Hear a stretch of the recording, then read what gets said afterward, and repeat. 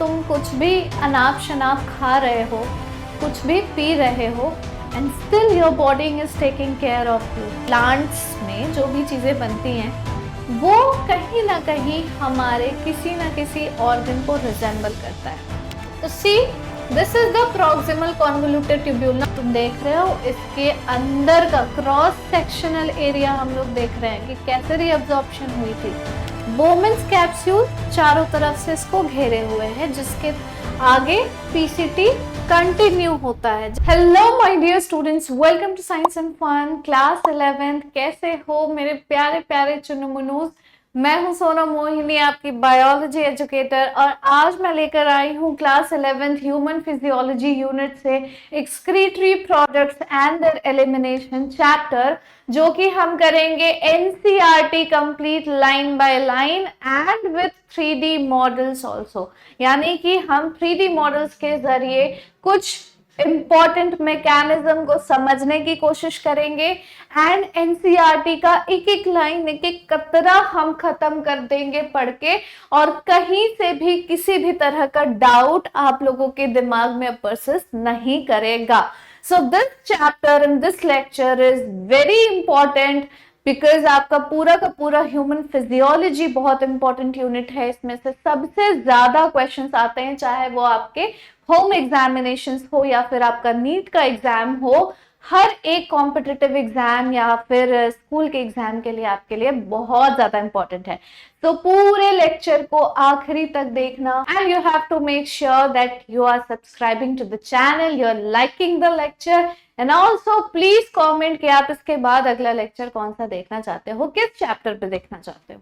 तो लास्ट हम लोगों ने खत्म कर लिया था बहुत ही प्यारा सा chemical coordination and integration chapter. So इसके बाद सीधा मैं आ गई हूँ excretory products and their elimination पे, क्योंकि उसके कमेंट बॉक्स में सबसे ज्यादा इसी चैप्टर की डिमांड थी, एंड जैसा जनता की डिमांड वैसा ही हम काम करेंगे।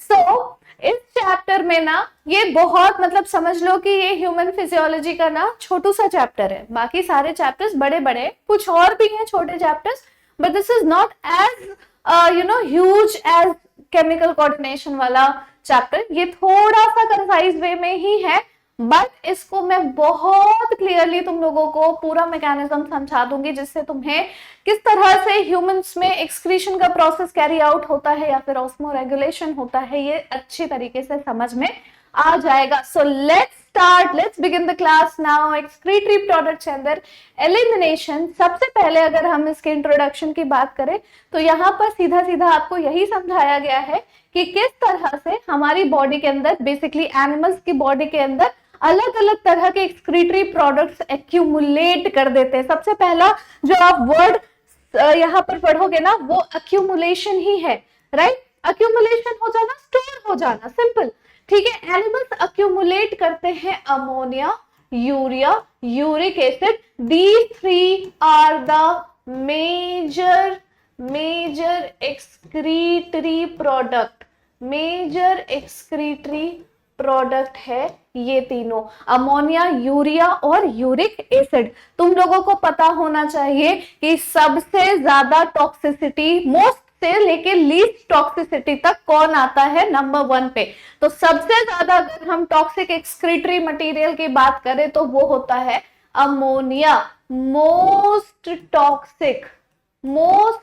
टॉक्सिक, जिसको एक्सक्रीट आउट होने के लिए लार्ज अमाउंट ऑफ वाटर चाहिए, जिसको एलिमिनेट होने के लिए लार्ज अमाउंट ऑफ वाटर चाहिए। तो सोचो कि किस तरह के ऑर्गेनिजम्स हैं जो मतलब जो आसानी से लार्ज अमाउंट ऑफ वाटर का यूज कर सकते हैं for eliminating these kind of toxic waste. Obviously marine fishes, right, aquatic जितने भी ऑर्गेनिजम्स हैं, एनिमल्स हैं, they will be able to excrete out ammonia very finally. तो ammonia as excretory product present होता है उन ऑर्गेनिजम्स में जो यूजुअली एक्वाटिक होते हैं। उसके बाद अगर हम मॉडरेट टॉक्सिक की बात करें तो फिर आता है urea, that is less toxic than ammonia, और थोड़ा सा कम वाटर रिक्वायर्ड होता है for elimination of this particular toxic product. अब यूरिया किस तरह के ऑर्गेनिजम्स में एज एक्सक्रीटरी मटेरियल देखा जाता है? जो मॉडरेटली वाटर का यूज करते हैं, जैसे हम ह्यूमंस यूरिया एक्सक्रीट आउट करते हैं। अगर हम लीस्ट टॉक्सिक की बात करें, जिसको बिल्कुल भी मतलब मिनिमल वाटर की जरूरत होती है to eliminate this toxic material, तो वो होता है यूरिक एसिड। इसे बहुत ही कम पानी की जरूरत होती है अपने बॉडी से फ्लश आउट करने के लिए। तो ये ज्यादातर आप रेप्टाइल्स में देखोगे, डेजर्टेड एनिमल्स में देखोगे, जिनको वाटर की उतनी रिक्वायरमेंट नहीं है। तो नेचर ने बनाया ही इस तरीके से है हम सबको कि जिसको जो जहां पर रह रहा है ना, वो उसी का इस्तेमाल करे और उसके बॉडी में उसी तरह के प्रोडक्ट्स बने ताकि वो आसानी से सरवाइव कर सके ना। उसके अलावा इन तीनों मेजर एक्सक्रीटरी प्रोडक्ट के अलावा हमारी बॉडी में कार्बन डाइऑक्साइड का भी प्रोडक्शन होता है ड्यू टू रेस्पिरेशन। उसके बाद वाटर और आयंस जैसे कि sodium ion, potassium ion, chlorine ion, ये सारे भी एज एन एक्सक्रीटरी प्रोडक्ट हमारी बॉडी में बनते हैं। फिर फॉस्फेट है, सल्फेट है, these are all kinds of excretory substances जो कि प्रोड्यूस होते हैं due to metabolic activities, either by metabolic activities और बाय अदर मीन्स, जैसे कि एक्सेस इंजेशन हो गया है, अगर बहुत ज्यादा कुछ इंजेस्ट कर लिया है, then also these kind of products will be formed inside your body. These substances have to be removed totally और partially। क्यों यहाँ पर ऐसा लिखा हुआ है कि these have to be removed?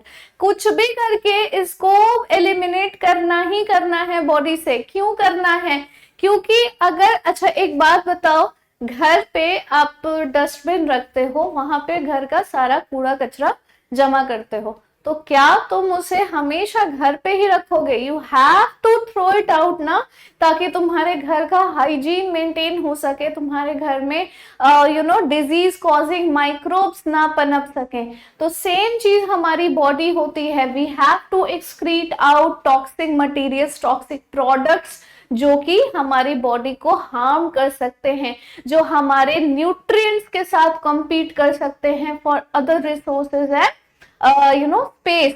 ठीक है, and also they can cause severe diseases also, अगर वो हमारी बॉडी में अक्यूमुलेट हो गए तो। So that is why they have to be removed. हमारे बॉडी से उसका निकलना बहुत जरूरी है।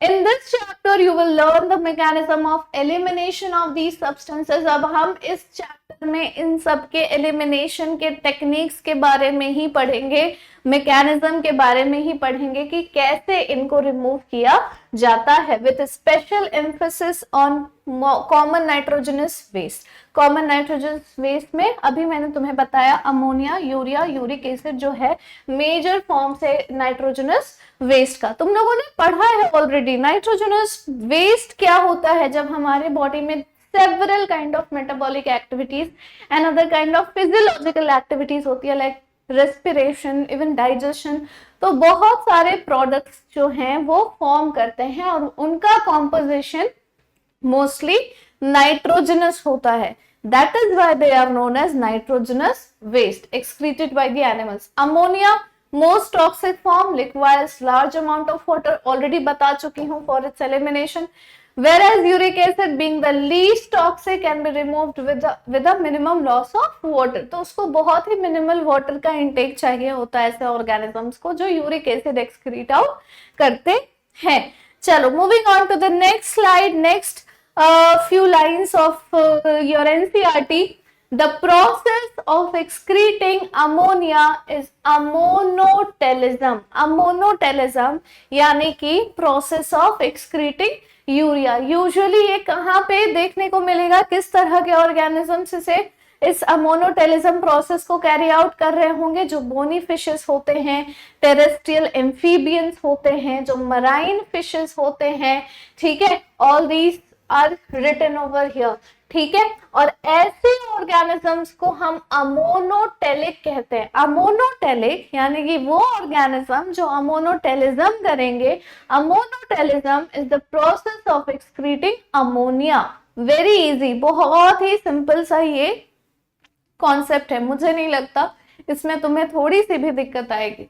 अमोनिया जो रेडिली सॉल्युबल हो जाता है वाटर में, जनरली एक्सक्रीट आउट होता है by diffusion across body surface और through gill surface and fish as ammonium ions. अब सोचो कि एक ऑर्गेनिज्म है, उसके बॉडी के अंदर अमोनिया इज अक्यूमुलेटेड और बाहर है पानी, because that particular organism is living in water. Water का जो कॉन्सेंट्रेशन है वो लेस है और बॉडी के अंदर का जो कॉन्सेंट्रेशन है अमोनिया का दैट इज वेरी हाई। तो डिफ्यूजन के through by several different kind of organ, जैसे कि गिल सरफेस हो गया या फिर बॉडी सरफेस हो गया, वो डिफ्यूज आउट हो जाता है। डिफ्यूजन बहुत आसानी से पॉसिबल हो जाता है when there is a difference in concentration. तो अलोंग कॉन्सेंट्रेशन ग्रेडियंट ये आसानी से डिफ्यूज आउट हो जाएगा। Kidneys do not play any significant role in its removal. अब इसके लिए ना किडनी की जरूरत ही नहीं है, क्योंकि अमोनिया रेडिली सॉल्युबल है वाटर में और डिफ्यूजन बॉडी सरफेस या गिल के सरफेस के थ्रू आसानी से हो सकता है। तो उसको प्रोसेस करने के लिए एक स्पेशलाइज्ड ऑर्गन यानी कि किडनी की कोई नीड नहीं होती। This is the reason why aquatic animals don't have kidney. Now, terrestrial adaptation necessitated the production of less toxic nitrogenous waste like urea and uric acid for conservation of water. Mammals, many terrestrial amphibians and marine fishes mainly excrete urea and are called ureotelic organism. ठीक है, जो urea excrete out करते हैं उनको ureotelic organism या animal बोला जाता है, और उस process of removal of urea को हम यूरियोटेलिज्म बोलते हैं। यूरियोटेलिज्म बोलते हैं वो ऑर्गेनिज्म जो यूरिक एसिड एक्सक्रीट आउट करेंगे, हम उन्हें यूरिकोटेलिक ऑर्गेनिज्म कहेंगे या यूरिकोटेलिक एनिमल्स कहेंगे। And the process of removal of uric acid is known as uricotelism. Uricotelism, ठीक है। तो यूरियोटेलिज्म क्या है? It is the process of excreting urea. ये कहां पे कॉमन होता है? मैमल्स में,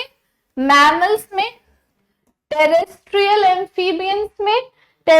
एम्फीबियंस में और मराइन फिशेस में। ये यूजुअली यूरिया एक्सक्रीट आउट करते हैं और इनको यूरियोटेलिक बोला जाता है। अमोनिया कन्वर्ट हो जाता है यूरिया में, किसके थ्रू? लिवर के थ्रू। कहां पर ये प्रोसेस हो रही है? लिवर में हो रही है। देखो, अमोनिया प्रोड्यूस बाय मेटाबॉलिज्म, ये कन्वर्ट होता है यूरिया में हमारे लिवर के अंदर एंड रिलीज हो जाता है ब्लड में, जो कि फिल्टर होगा और एक्सक्रीट आउट होगा बाय आवर किडनी। तो ये पूरी चीजें हमारे मैमल्स में ही और टेरेस्ट्रियल ऑर्गेनिजम्स में ही क्यों देखी गई? क्योंकि उनको वाटर कंजर्व करना है। उनको क्या करना है? वाटर कंजर्व करना है। For conservation of water uric acid और यूरिया जो है वो बना बॉडी में। किनके?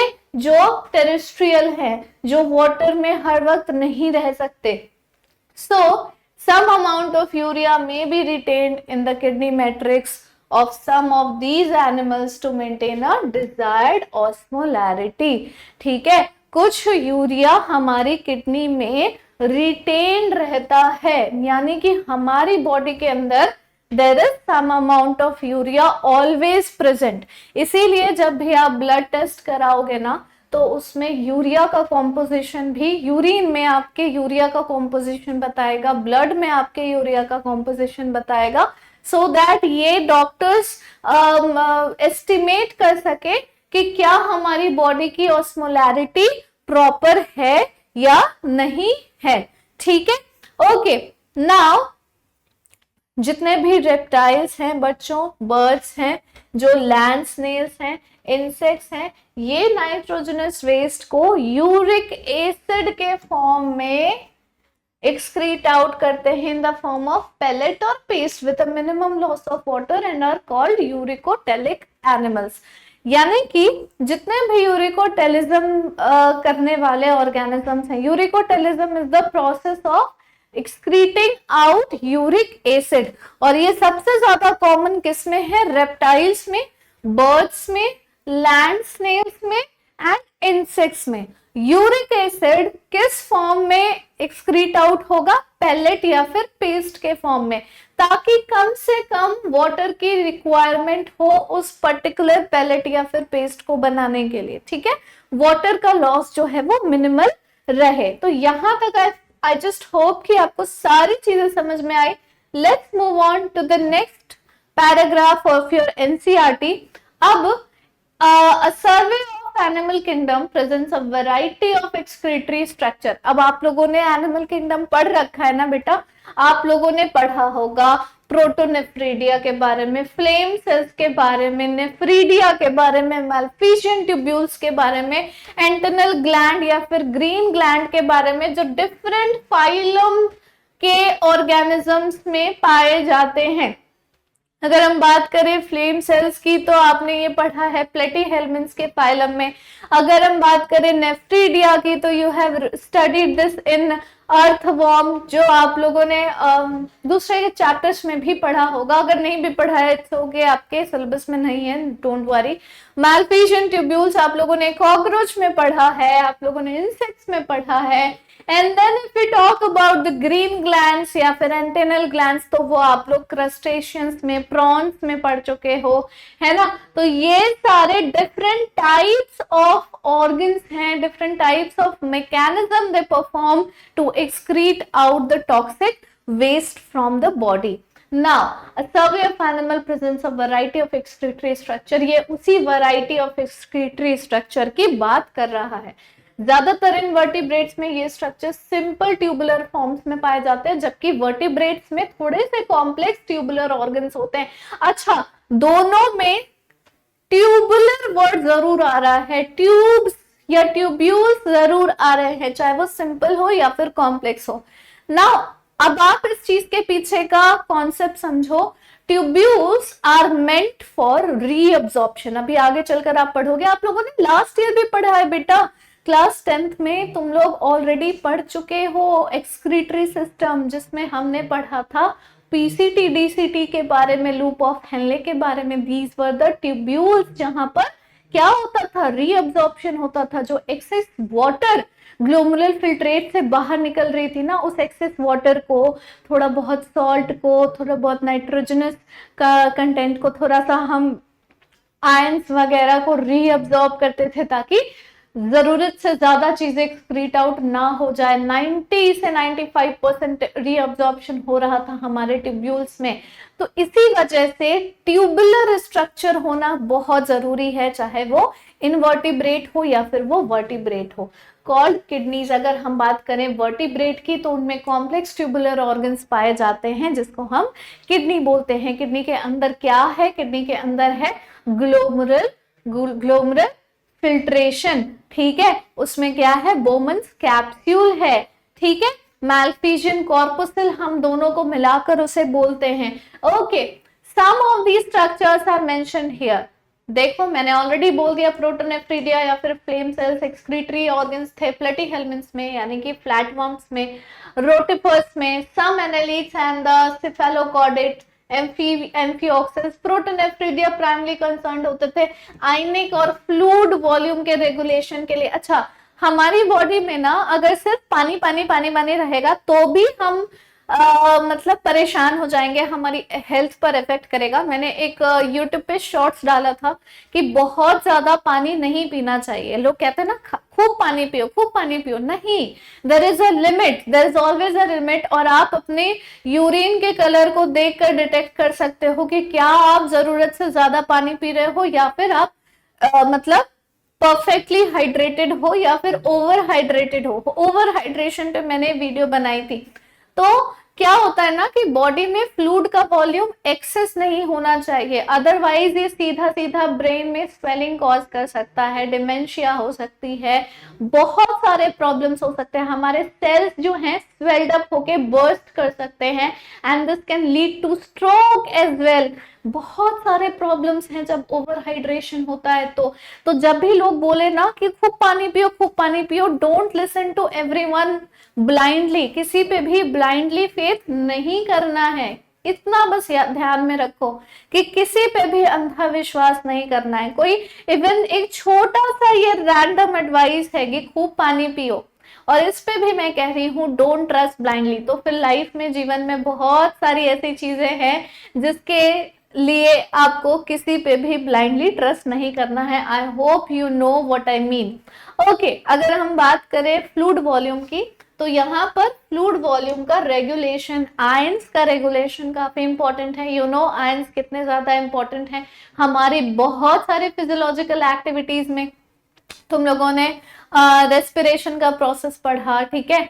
उसके बाद प्लांट्स में आयंस का कितना इंपॉर्टेंट रोल है जब फोटोसिंथेसिस हो रही होती है, कैसमी ऑस्मोटिक हाइपोथेसिस वाले टॉपिक में you will study about it. उसके बाद सोडियम पोटेशियम पंप के लिए आयंस कितना इंपॉर्टेंट है। ओवरऑल तुम्हारे न्यूरॉन्स का जो एक्टिविटी है, this is very much regulated by these ions as well. तो फ्लूइड का वॉल्यूम काफी ज्यादा नहीं होना चाहिए, काफी कम नहीं होना चाहिए। You don't have to be overhydrated and you don't have to be dehydrated, you have to be perfectly hydrated. और उसके लिए हमारी जो किडनीज है ना, they do play a major role, जो कि बैक एंड पर वो रोल प्ले कर रहे हैं और हमें पता नहीं चल पा रहा है। समटाइम्स ऐसा होता है ना कि हम अपने ऑर्गन्स, अपनी बॉडी के लिए उतना ग्रेटफुल फील नहीं कर पाते जितना हमें होना चाहिए। जस्ट इमेजिन, तुम कुछ भी अनाप शनाप खा रहे हो, कुछ भी पी रहे हो, and still your body is taking care of you. तुम स्मोकिंग कर रहे हो, तुम्हारी हार्ट रेट इतनी ज्यादा बढ़ रही है, this is not good for your heart health, this is not good for your lungs health, still you are doing this.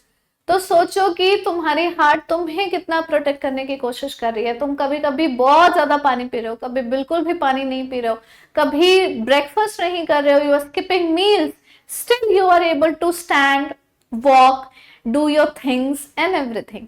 क्यों? क्योंकि तुम्हारी बॉडी में कुछ सेल्स हैं जो ऑलरेडी एटीपी को स्टोर करके रखे हैं, ग्लूकोज को ग्लाइकोजन के फॉर्म में स्टोर करके रखे हैं, it is breaking down and giving you instant energy. जब भी तुम्हारे पीछे एकदम से कोई कुत्ता पड़ गया और तुम्हें भागने की नीड हो रही है, या फिर किसी भी वजह से तुम्हें भागना पड़ रहा है और you have to run after a thief और समथिंग, तो उस टाइम पे तुम्हें बहुत ज्यादा एनर्जी की जरूरत है, तुम्हारी बॉडी तुम्हें वो भी प्रोवाइड कर रही है। So be grateful to your body, to yourself, that it is taking care of you and it is making you help survive in this time. Okay, let's move ahead. तो इसी को ना हम ऑस्मो रेगुलेशन कहते हैं, जब हमारी body में फ्लूइड और आयंस का एक प्रॉपर जो कह सकते हैं कि अमाउंट है वो प्रेजेंट होता है, दैट इज ऑस्मो रेगुलेशन।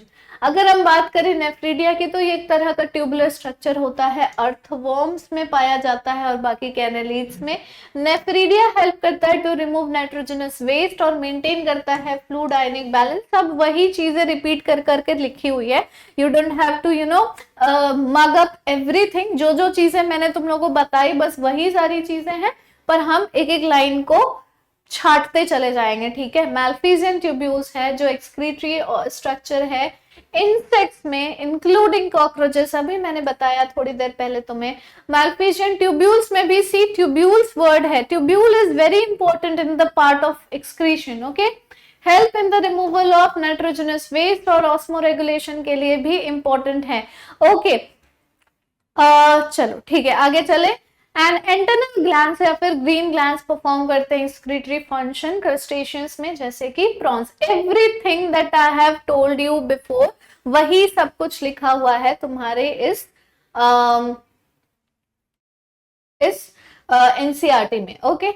चलो भाई, अब देखते हैं हम लोग फाइनली ह्यूमन में एक्सक्रीटरी सिस्टम के बारे में, क्योंकि हम ह्यूमन फिजियोलॉजी पढ़ रहे हैं।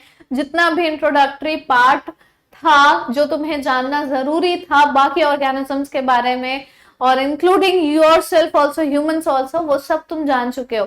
अच्छा, बहुत बच्चे ना मेरे पेड बैच के क्लास में कहते हैं कि मैम इंट्रोडक्शन में ये दूसरे ऑर्गेनिजम्स के बारे में पढ़ना क्यों जरूरी है, जब हम ह्यूमन एक्सक्रीटरी सिस्टम पर ही सीधा सीधा फोकस कर सकते हैं, क्योंकि हम ह्यूमन फिजियोलॉजी पढ़ रहे हैं।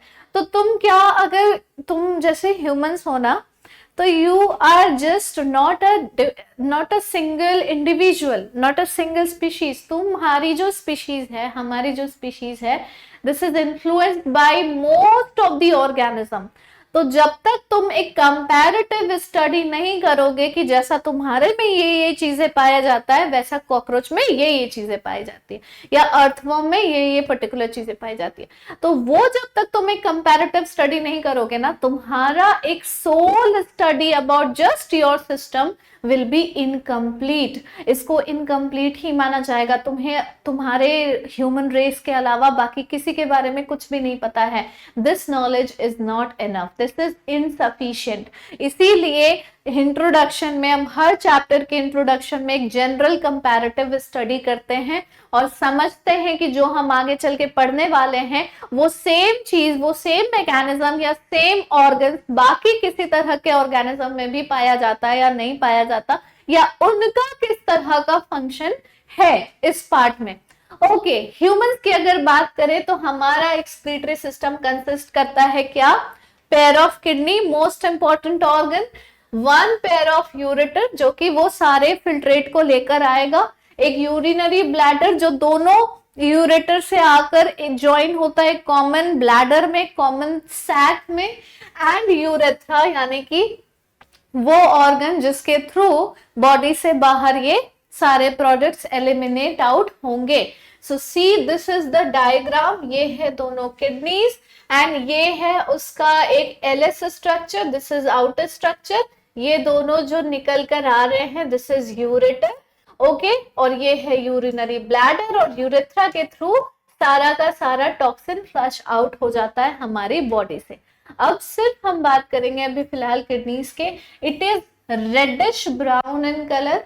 आप लोगों ने किडनी बीन देखी है, राजमा चावल खाया है, तो that rajma resembles most in kidney. अच्छा, एक और मैं तुम्हें फैक्ट वाली बात बताती हूँ।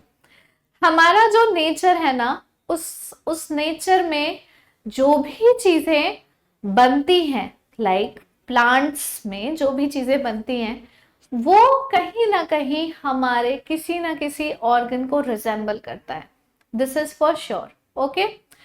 और ये पाया गया है कि जिस भी स्ट्रक्चर को वो रिजेंबल करता है वो उसी स्ट्रक्चर के हेल्थ के लिए काफी इंपॉर्टेंट है। अच्छा, तुमने वॉलनट देखा है? वॉलनट का स्ट्रक्चर बिल्कुल हूबहू तुम्हें लगेगा this is like human brain, and guess what, walnut is too good for the brain heart, brain health I mean, ठीक है।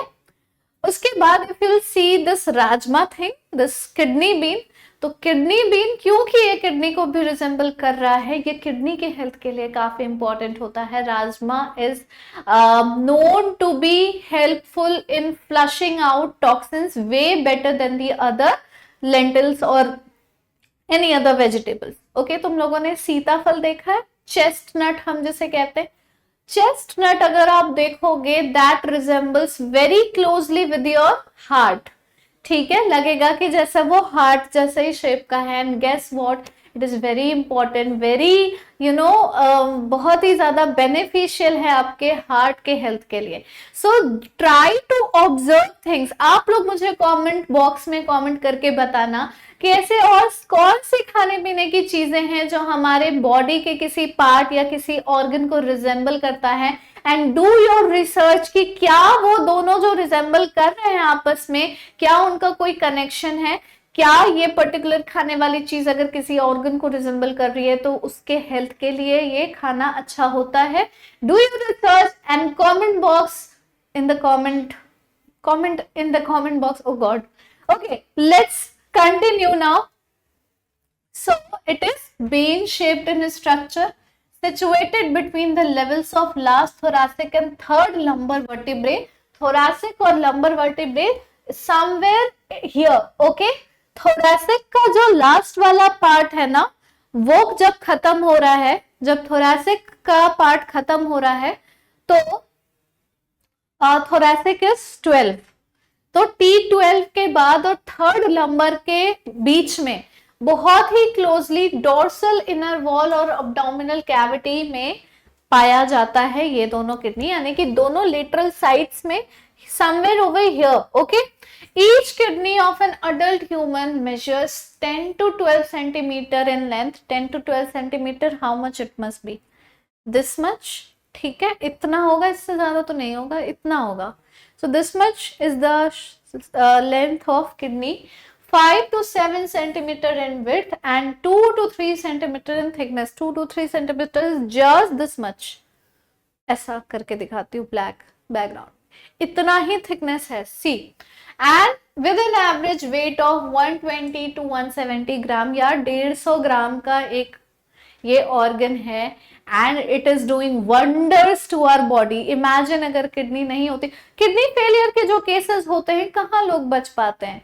हेमोडायलिसिस पे रख दिया, स्टिल मान के चलते हैं कि जब तक डायलिसिस पे है तब तक, otherwise that person will not be able to survive. तो किडनीज मेजर रोल परफॉर्म कर रही है हमारी बॉडी के हेल्थ के लिए. Towards the centre of inner concave surface of the kidney is a notch, जिसको हम हाइलम कहते हैं. क्या कहते हैं हम? हाइलम. अभी आगे चल के मैं तुम्हें बताऊंगी. Through which ureter, blood vessels और नर्व्स एंटर करेंगे. ठीक है, हाइलम के थ्रू कौन कौन एंटर कर रहा है? हाइलम के थ्रू एंटर कर रहे हैं यूरेटर, ब्लड वेसल और नर्व्स. बिकॉज नर्व्स हर जगह प्रेजेंट होंगे. Just be very mindful about this thing कि जब हम, अभी तो हम लोगों ने नर्वस सिस्टम वाला जो चैप्टर है वो नहीं किया है, बट हाँ आपको लेक्चर्स मिल जाएंगे. लास्ट ईयर के 2-3 लेक्चर्स मिल जाएंगे. हर अलग अलग पैटर्न पे मैंने वन शॉट बनाया है, 10 मिनट्स वाले भी बनाए. You can see that. तो नर्व्स जो है ना, वो हर एक जगह पर है हमारी बॉडी में. Okay, inner to the hilum is a broad funnel shape space, जिसको हम रीनल पेल्विस कहते हैं. क्या कहते हैं? Renal pelvis with projections called calyces. इनके प्रोजेक्शंस को हम क्या कहेंगे? कैलिसिस कहेंगे. चलो एक बार फिर से I am going to clear out everything about the kidney. तो किडनी क्या है? काफी वाइटल ऑर्गन है हमारी ह्यूमन बॉडी के लिए, जो रिस्पॉन्सिबल होती है for filtering out the waste product, excess fluid from the blood, और यूरिन को प्रोड्यूस करती है. Also they regulate blood pressure, क्योंकि जब हमारी बॉडी में आयंस एंड फ्लूइड का वॉल्यूम रेगुलेटेड होगा ना, तो ब्लड प्रेशर ऑटोमेटिकली रेगुलेट हो जाएगा, इलेक्ट्रोलाइट बैलेंस बनेगा, और रेड ब्लड सेल का भी प्रोडक्शन प्रॉपरली हो जाता है because of the kidneys. Okay, location कहाँ पे प्रेजेंट है? Between last thoracic and third lumbar vertebrae, और प्रेजेंट है बैक ऑफ द एब्डोमेन में, back of the abdomen area. ठीक है, एडल्ट ह्यूमन किडनी का जो मेजरमेंट होता है वो लगभग 12 सेंटीमीटर होता है लेंथ में, 5 to 7 सेंटीमीटर होता है विड्थ में, और 2 to 3 सेंटीमीटर होता है उसका थिकनेस. एवरेज वेट होती है 120 to 170 ग्राम्स. अगर आप 150 भी लिखते हो टू बी प्रिसाइज, ये भी करेक्ट होगा. ह्यूमंस में राइट किडनी जो है ना, that is slightly lower level than left kidney. जो राइट किडनी होती है वो थोड़ा सा लोअर लेवल पर होती है then the left kidney. You can see this. अगर एक पर्सन ऐसे खड़ा है तो उसका जो राइट किडनी है वो ये वाला है और लेफ्ट किडनी ये वाला है. ठीक है, तो वहां पर थोड़ा सा स्लाइट जो लोकेशन डिफरेंस है ये तुम लोग समझ लेना. अब जो किडनी है ना, उसका जो आउटर लेयर है वो कवर्ड है एक आउटर टफ लेयर से, उसे हम कहते हैं कैप्सूल. जब किडनी के अंदर जाएंगे तो हमें 2 जोन्स देखने को मिलेगा, 2 जोन देखने को मिलेगा, और वो होगा आउटर जोन जिसको हम कॉर्टेक्स कहेंगे, और इनर जोन जिसको हम मेडुला कहेंगे. मेडुला डिवाइडेड होते हैं कुछ कॉनिकल मासेस में, जिसको मेडुलरी पिरामिड भी बोला जाता है. प्रोजेक्टिंग इनटू द कैलिसिस, सिंगल को, हाँ सिंगुलर अगर हम बात करें तो वो कैलिक्स है, और बहुत सारे कैलिक्स है तो वो कैलिसिस कहलाते हैं. ठीक है, प्रोजेक्ट कर रहा है वो किसको? कैलिसिस को प्रोजेक्ट कर रहा है वो कैलिसिस को. ठीक है, कॉर्टेक्स एक्सटेंड करता है इन बिटवीन मेडुलरी पिरामिड और रीनल कॉलम्स और columns of Bertini. Columns of Bertini, एक बार फिर से मैं तुम्हें आउटर कॉर्टेक्स के बारे में बता देती हूँ. हमारा किडनी दो जोन में डिवाइडेड है, आउटर कॉर्टेक्स और इनर मेडुला। अगर हम आउटर कॉर्टेक्स की बात करें तो ये एक शेल की तरह है, आउटर लेयर की तरह है, जो कि सराउंड करता है चारों तरफ से किडनी के इनर पार्ट को और हेल्प करता है इनर पार्ट को कि वो अच्छे से फंक्शन कर सके। ठीक है, okay. Now it contains many filtering units, जिसको हम नेफ्रॉन्स कहते हैं, जो कि एक सिग्निफिकेंट रोल प्ले करने वाला है in filtering and cleaning the blood. Now अगर बात करें हम इनर मेडुला की, तो inner medulla of the kidney is divided into cone shaped structure. जो इनर मेडुला है ना किडनी का, वो कोन शेप्ड स्ट्रक्चर में डिवाइडेड है और उसी को हम कहते हैं मेडुलरी पिरामिड। इसी को हम कहते हैं medullary pyramid. This is the inner medulla वाला रीजन। अब ये सारे पिरामिड एक्सटेंड होते हैं इनटू द कैलिसेस और फिर हम इसी को रीनल कॉलम ऑफ बर्टनी कहते हैं। ठीक है, ये जो है ये एक्सटेंड कर रहा है अंदर की तरफ। कहां पर? ये एक्सटेंड कर रहा है into the renal column, into the renal column, और इसी को हम कॉलम ऑफ बर्टनी कहेंगे। सी this is the renal column. Okay, now जो नेफ्रॉन्स है ना, ये स्ट्रक्चरल और फंक्शनल यूनिट होते हैं किडनी के। और renal tubule begins with a double walled cup like structure, जिसको हम बोमन्स कैप्सूल कहेंगे। रीनल ट्यूब्यूल, रीनल ट्यूब्यूल, ठीक है। यहां पर देखो, this is renal capsule, outer layer, this is the cortex, ये है रीनल कॉलम और ये है कैलिक्स। ये वाला पार्ट है क्या? दिस इज कैलिक्स, और इसी के अंदर तो जा रहा है ना रीनल कॉलम। रीनल वीन है, रीनल आर्टरी है, रीनल पेल्विस है, दिस पार्ट इज पेल्विस, और ये है यूरेटर। ओके, जो रीनल ट्यूब्यूल है यानी कि किडनी का जो स्ट्रक्चर है वो स्टार्ट होता है एक डबल वॉल। किडनी का जो फंक्शनल यूनिट स्ट्रक्चर है यानी कि नेफ्रॉन है, वो स्टार्ट होता है with a double walled cup like structure, जिसको हम बोमन्स कैप्सूल कहते हैं। ये इनक्लोज करता है glomerulus. So this is the female urinary system. यहाँ पर मैं आप लोगों को दिखाऊंगी कि कहाँ पर एग्जैक्टली लोकेटेड होते हैं kidneys. So you can see the side view of this female. अब सामने की तरफ there is digestive system present. तो बेसिकली कहाँ लोकेटेड है ये kidneys, and you can see कि जो लेफ्ट वाला है slightly level up than the right one. ठीक है, उसके बाद यू कैन सी कि इसका जो लोकेशन है वो एब्डोमेन रीजन में ही है, लास्ट थोरैसिक वर्टिब्रे और थर्ड लंबर वर्टिब्रे के बीच में। This is the precise location of female urinary system. यहाँ पर देख लो, यहाँ से निकल के आ रहे हैं, हाइलम के थ्रू निकल कर आ रहे हैं यूरेटर, और यहाँ पे है urinary bladder, and through urethra the urine will pass out. So this is all about female और एनी यूरिनरी सिस्टम। मेल्स में स्लाइटली डिफरेंट ये होता है देन द फीमेल्स, बट बाकी सारी चीजें सेम है।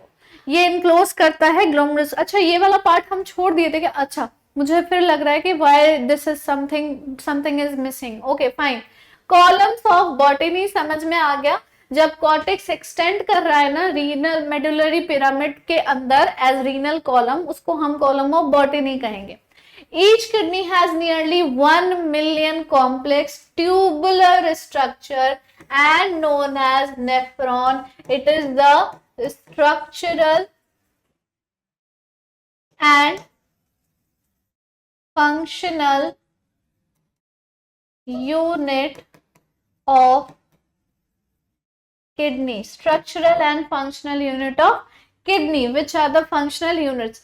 हर एक नेफ्रॉन के दो पार्ट्स होते हैं, एक होता है ग्लोमेरुलस और एक होता है रीनल ट्यूब्यूल।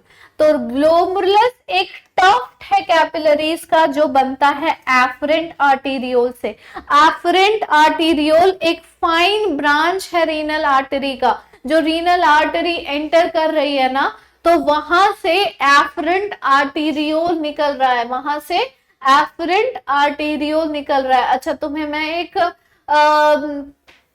एफरेंट और इफरेंट आर्टेरियोल के बीच का एक प्यारा सा निमोनिक बताती हूँ। तो अगर हम बात करें एफरेंट की, जैसे मान लेते दिस इज द, मान लो दिस इज द ग्लोमेरुलस और इसके अंदर आया है आर्टेरियोल। तो आर्टेरियोल क्या है? Tuft of capillaries, renal artery के से निकले हुए कैपिलरीज। तो this will be like this, और वहां से ये आर्टेरियोल बाहर निकल आएगा, वहां से ये आर्टेरियोल बाहर। अच्छा ओके, मिलियंस ऑफ नेफ्रॉन्स है ना, नेफ्रॉन्स के दो पार्ट्स हैं, ग्लोमेरुलस और ट्यूब्यूल्स, ठीक है। तो जब ये जो, जैसे मान लो ये बोमन्स कैप्सूल है, अगर मिलियंस ऑफ बोमन्स कैप्सूल हैं एक किडनी के अंदर, यानी नेफ्रॉन का जो वो पहला वाला पार्ट है, तो मिलियंस ऑफ आर्टरीज के कैपिलरीज बनेंगे ना। You know the difference of artery, veins, capillaries, right. तो वीन्स को तो अभी गेट आउट करो, अभी हम बात करेंगे आर्टरीज की। तो see if this is the arteries, ठीक है, तो आर्टरी ना बहुत सारे सब ब्रांचेस में डिवाइड हो गई, मान लेते हैं, ऐसे करके देखो, और ऐसे करके कम से कम मान लो मिलियंस होंगे almost. So this is artery, wait, this is artery, these are arterioles, ठीक है। और यही आर्टेरियोल्स जब अंदर जाएंगे इनसाइड द ग्लोमेरुलस, तो फिर ये बन जाएंगे टफ्ट ऑफ कैपिलरीज। कैपिलरी सबसे फाइन होते हैं, कैपिलरी सबसे फाइन होते हैं, ठीक है। तो just think it like this, ऐसा करके, ठीक है। You can see the thickness ना, ये सबसे ज्यादा थिक है, ये है आर्टरी। उससे कम थिकनेस वाला जो उसका सब ब्रांचेस है, दीज आर आर्टेरियोल्स। और ये क्या है? ये है कैपिलरीज। तो अभी हम लोगों ने क्या पढ़ा? अभी हम लोगों ने पढ़ा कि ग्लोमेरुलस एक टफ्ट ऑफ कैपिलरीज है जो बना है एफरेंट आर्टेरियोल से। अच्छा, मैं तुम लोगों को आफ्रेंट और इफरेंट के बारे में बताने वाली थी। आफ्रेंट यानी कि अराइवल, जो नेफ्रॉन के अंदर एंटर होगा ना, हमारी बॉडी का आर्टरी जो नेफ्रॉन के अंदर एंटर होगा, उसके आर्टेरियोल को हम आफ्रेंट आर्टेरियोल बोलेंगे, ठीक है। आफ्रेंट आर्टेरियोल अंदर गया, this is the tubular section, tubules यहां से स्टार्ट हो रहे, और फिर जो बाहर निकला ना, this is efferent, this is efferent arteriole, efferent arteriole. और इफरेंट से तुम्हें याद रखना है एग्जिट, यानी कि ग्लोमेरुलस के बाहर निकलने वाला जो आर्टेरियोल है उसको हम इफरेंट आर्टेरियोल बोलेंगे। I hope this is very much clear to you, ठीक है। तो आफ्रेंट और इफरेंट आर्टेरियोल तुम्हें समझ में आ गया है। एक फाइन ब्रांच होता है रीनल आर्टरी का, रीनल आर्टरी के बहुत ही पतले ब्रांच है आर्टेरियोल, और उससे भी पतले होते हैं capillaries. Blood from the glomerulus is carried, एक सेकेंड, just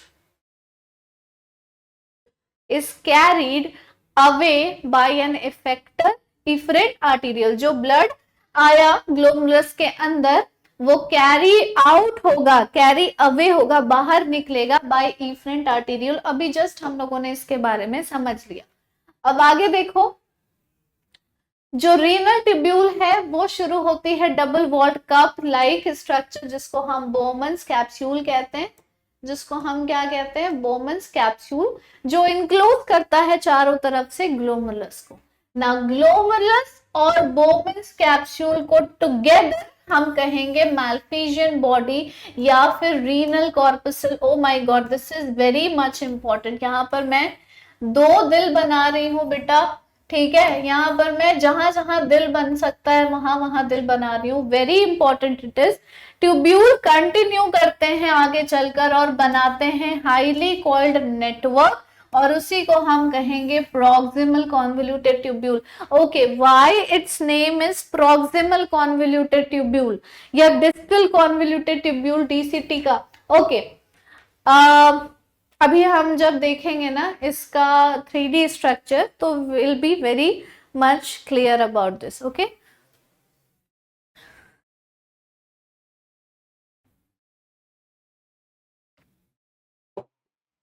तो एक हेयर पिन शेप का हेनलेज लूप आता है अगले पार्ट में. मतलब नेफ्रॉन, ग्लोमेरुलस और मालफिजन ट्यूब्यूल, मालफिजन कॉर्पसल से ट्यूब्यूल्स निकले, ठीक है, वो ट्यूब्यूल कहलाएगा पीसीटी. पीसीटी यानी कि प्रोक्सिमल कॉन्वोल्यूटेड ट्यूब्यूल.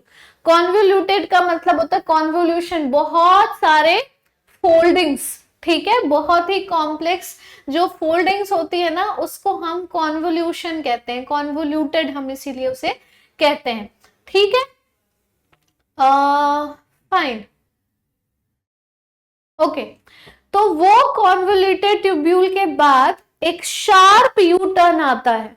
तो जैसा हेयर का यूपिन होता है ना, बिल्कुल वैसा it will be seeming to be. तो वो हेयर जैसा यूपिन जो है, that part is known as loop of Henle. बिल्कुल ही यू टर्न हो गया तो वो क्या है, loop of Henley. Loop of Henle के बाद आता है डिस्टल कॉन्वोल्यूटेड ट्यूब्यूल. अच्छा, लूप ऑफ हेनले में भी पार्ट्स हैं, ठीक है. Tubule which has descending and ascending limb. तो डिसेंडिंग और असेंडिंग लिम्ब, अब जैसे कि ये यूपिन है, ये लूप ऑफ हेनले है, तो यहां से आ रहा था प्रोक्सिमल कॉन्वोल्यूटेड ट्यूब्यूल और उसके बाद आ गया ये लूप ऑफ हेनले. तो लूप ऑफ हेनले का जो ये वाला पार्ट है ना, this will be known as ascending loop of Henle, ठीक है. और यहां से ये ऊपर की तरफ जा रहा है ना, क्योंकि यहां पर है डीसीटी, डिस्टल कॉन्वोल्यूटेड ट्यूब्यूल, तो ऊपर की तरफ जा रहा है. Sorry, okay, wait, this will be known as descending. Sorry, my bad, ये नीचे की तरफ आ रहा है ना बेटा, तो ये कहलाएगा डिसेंडिंग लूप ऑफ हेनले. ये ऊपर की तरफ जा रहा है ना, तो ये कहलाएगा असेंडिंग लूप ऑफ हेनले, ठीक है. And this is the DCT वाला पार्ट. नाउ बहुत सारे जो डीसीटीज होते हैं ना नेफ्रॉन्स में, वो ओपन करते हैं एक स्ट्रेट लाइन ट्यूब में जिसको हम कलेक्टिंग डक्ट बोलेंगे. तो जैसे कि ये वाला पार्ट हो गया ना, ये डीसीटी है, तो यहाँ पर ये सिंपल स्ट्रेट लाइन में चला जाएगा. This is the collecting duct. Many of which converge और ओपन करता है रीनल पेल्विस में through medullary pyramid in the calyces. Renal pelvises, ठीक है. तो रीनल पेल्विस में मेडुलरी पिरामिड के थ्रू कैलिसेस में पहुंच के वो कन्वर्ज करेंगे सारे के सारे क्या, कलेक्टिंग डक्ट, सारे के सारे कलेक्टिंग डक्ट. और वहीं से सारा यूरिन कलेक्ट होके यूरेटर के थ्रू नीचा जाएगा. ओके, चलो. नाउ जो मार्फिजियल कॉर्पसल है, पीसीटी है और डीसीटी है नेफ्रॉन की, these are all situated in the cortical region of the kidney. लेकिन सिर्फ और सिर्फ लूप ऑफ हेनले मेडुला के अंदर डिप होती है. This is very very very important. 3 hearts I am giving to this line कि जो मार्फिजियन कॉर्पसल है यानी कि ग्लोमेरुलस और बोमेंस कैप्सूल वाला पार्ट है, जो पीसीटी और डीसीटी वाला पार्ट है, ये सारे पार्ट्स नेफ्रॉन का जो ये वाला पार्ट है, this is situated in the cortex region of the kidney. लेकिन सिर्फ और सिर्फ लूप ऑफ हेनले वाला पार्ट जो है वो मेडुला के अंदर डिप होता है.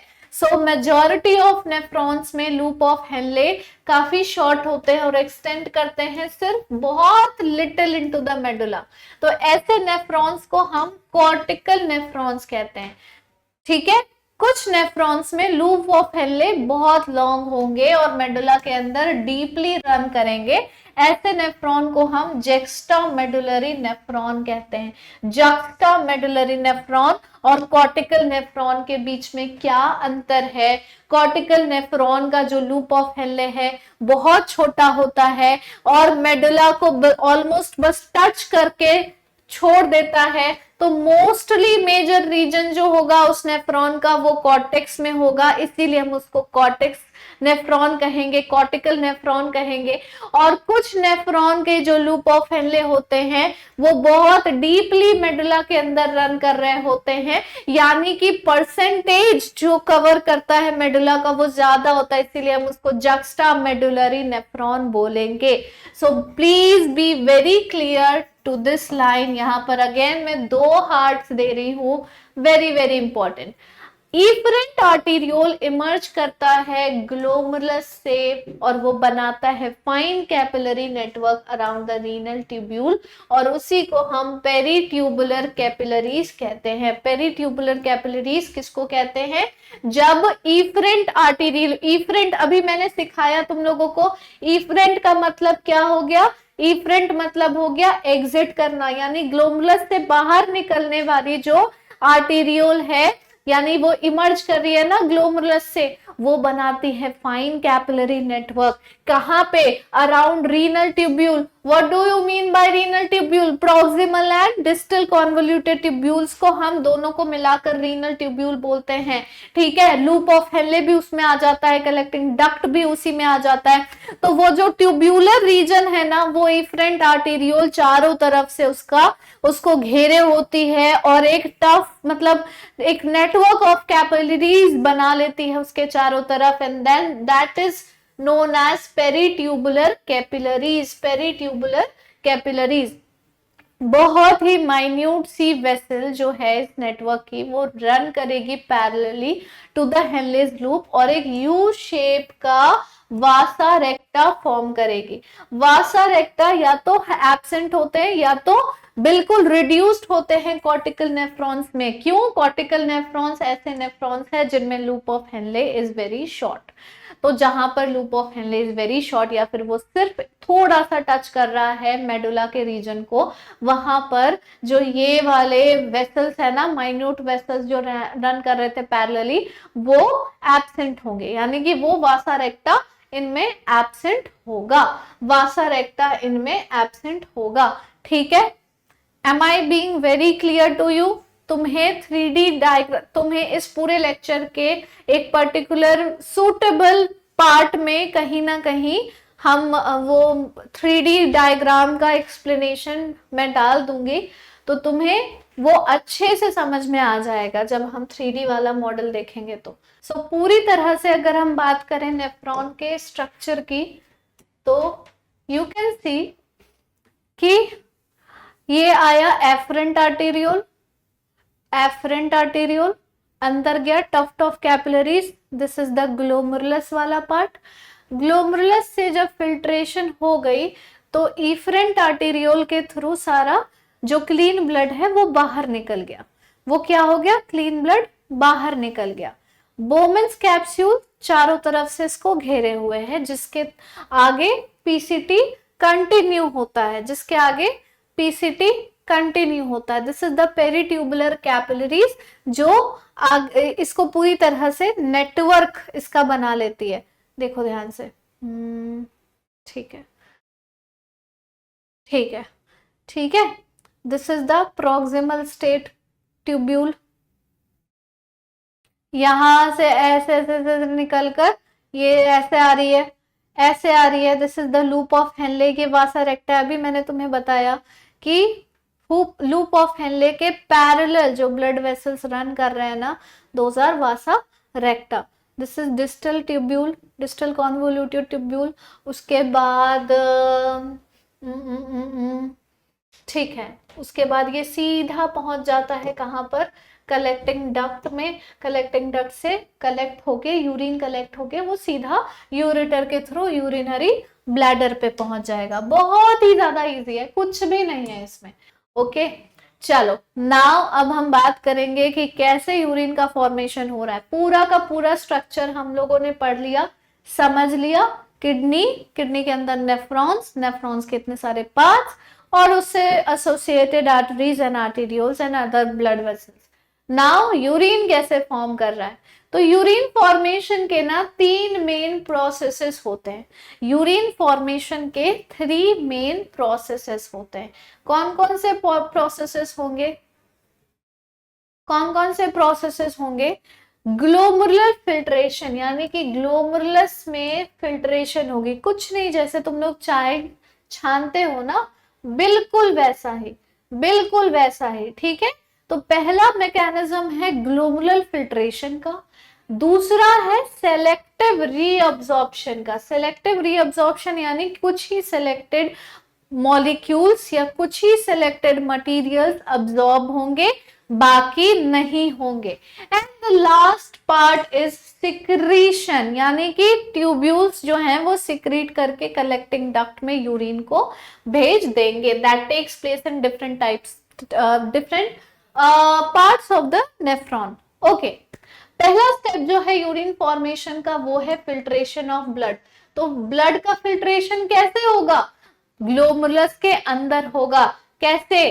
कैसे होगा? By the glomerulus and it's called glomerular filtration. On an average लगभग 1100 से 1200 मिलीलीटर ब्लड का फिल्टर होता है हमारी किडनी में हर मिनट। मतलब अभी 1 मिनट बीत गया, 1100 से 1200 ml ब्लड जो है तुम्हारा फिल्टर हो गया, which constitute roughly 1/5 of the blood pumped out by each ventricle of the heart in a minute। हमारा इसी का जो 5 गुना ज्यादा, ऑलमोस्ट 5 to 6 लीटर्स हमारा हार्ट का वेंट्रिकल पंप आउट करता है ना, तो वही यहाँ पर फिल्टर हो रहा है। उसी का 1/5 हमारा 1 मिनट में फिल्टर हो रहा है। तो ग्लोमुलर में जो कैपिलरी ब्लड का प्रेशर है ये कॉज करता है filtration of blood through 3 layers. कौन कौन से 3 लेयर्स होते हैं? सबसे पहले होता है endothecium of glomerular blood vessel, फिर होता है बोमन्स कैप्सूल का एपिथेलियम, और एक बेसमेंट मेम्ब्रेन होती है इन दोनों के बीच में, इन दोनों लेयर्स के बीच में।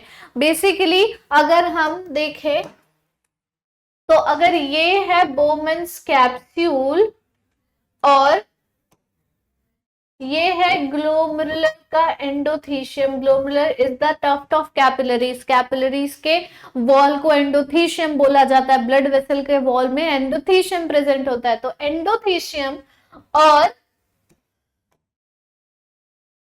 यहां पर है एपिडर्मिस और यहां पर है एंडोथीशियम, और इन दोनों के बीच में जो ये वाला पोर्शन हो गया, ये हो गया बेसमेंट मेम्ब्रेन। तो ये 3 लेयर्स के थ्रू फिल्ट्रेशन होती है, ठीक है, बिटवीन दीज 2 लेयर्स। नाउ अब ध्यान से देखो, ध्यान से देखो, एपिथेलियल सेल्स जो है ना बोमन्स कैप्सूल की, उसे पोडोसाइट्स कहते हैं। जो एपिथेलियल सेल्स है, एपिथेलियल सेल्स है, उसको हम पोडोसाइट्स कहते हैं, ठीक है। Are arranged in intricate manner so as to leave some minute spaces called filtration slit और स्लिट पोर्स। मतलब कि इनमें छोटे छोटे पोर्स भी प्रेजेंट होते हैं। क्यों पोर्स प्रेजेंट होते हैं? क्यों पोर्स प्रेजेंट होते हैं? ताकि ये क्या कर सके, थोड़ा थोड़ा सा ब्लड जो है फिल्टर आउट कर सके। Blood is filtered so finally through these membranes कि almost all the constituent of plasma except protein pass on करता है ल्यूमेन ऑफ बोमन्स कैप्सूल में। What is lumen of Bowman's capsule? Bowman's capsule का बिल्कुल inner वाला part, ठीक है। Therefore इस प्रोसेस को कंसिडर किया जाता है अल्ट्रा फिल्ट्रेशन, यानी कि ब्लड में, ब्लड के प्लाज्मा में सारे कॉर्पसेल्स जो हैं, red blood cells, white blood cells, platelets, ये तो बड़े बड़े सेल्स हैं, ये तो वैसे ही रह जाएंगे। पर प्लाज्मा इज लिक्विड फॉर्म, तो उस प्लाज्मा में से भी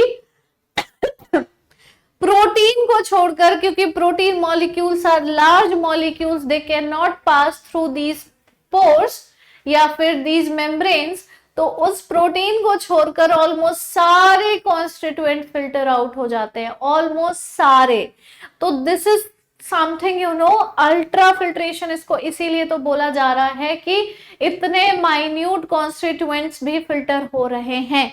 ओके ओके, चलो इसीलिए इसको अल्ट्रा फिल्ट्रेशन कहेंगे। नाउ जो अमाउंट होता है फिल्ट्रेट का बनता है बाय द किडनीज पर मिनट, उसे कहते हैं ग्लोमेरुलर फिल्ट्रेशन रेट। यानी कि जितना भी फिल्ट्रेट जो भी छन के बाहर निकला, जो भी छन के निकला, जो यूरिन फॉर्मेशन में कंट्रीब्यूट करेगा, that is known as filtrate.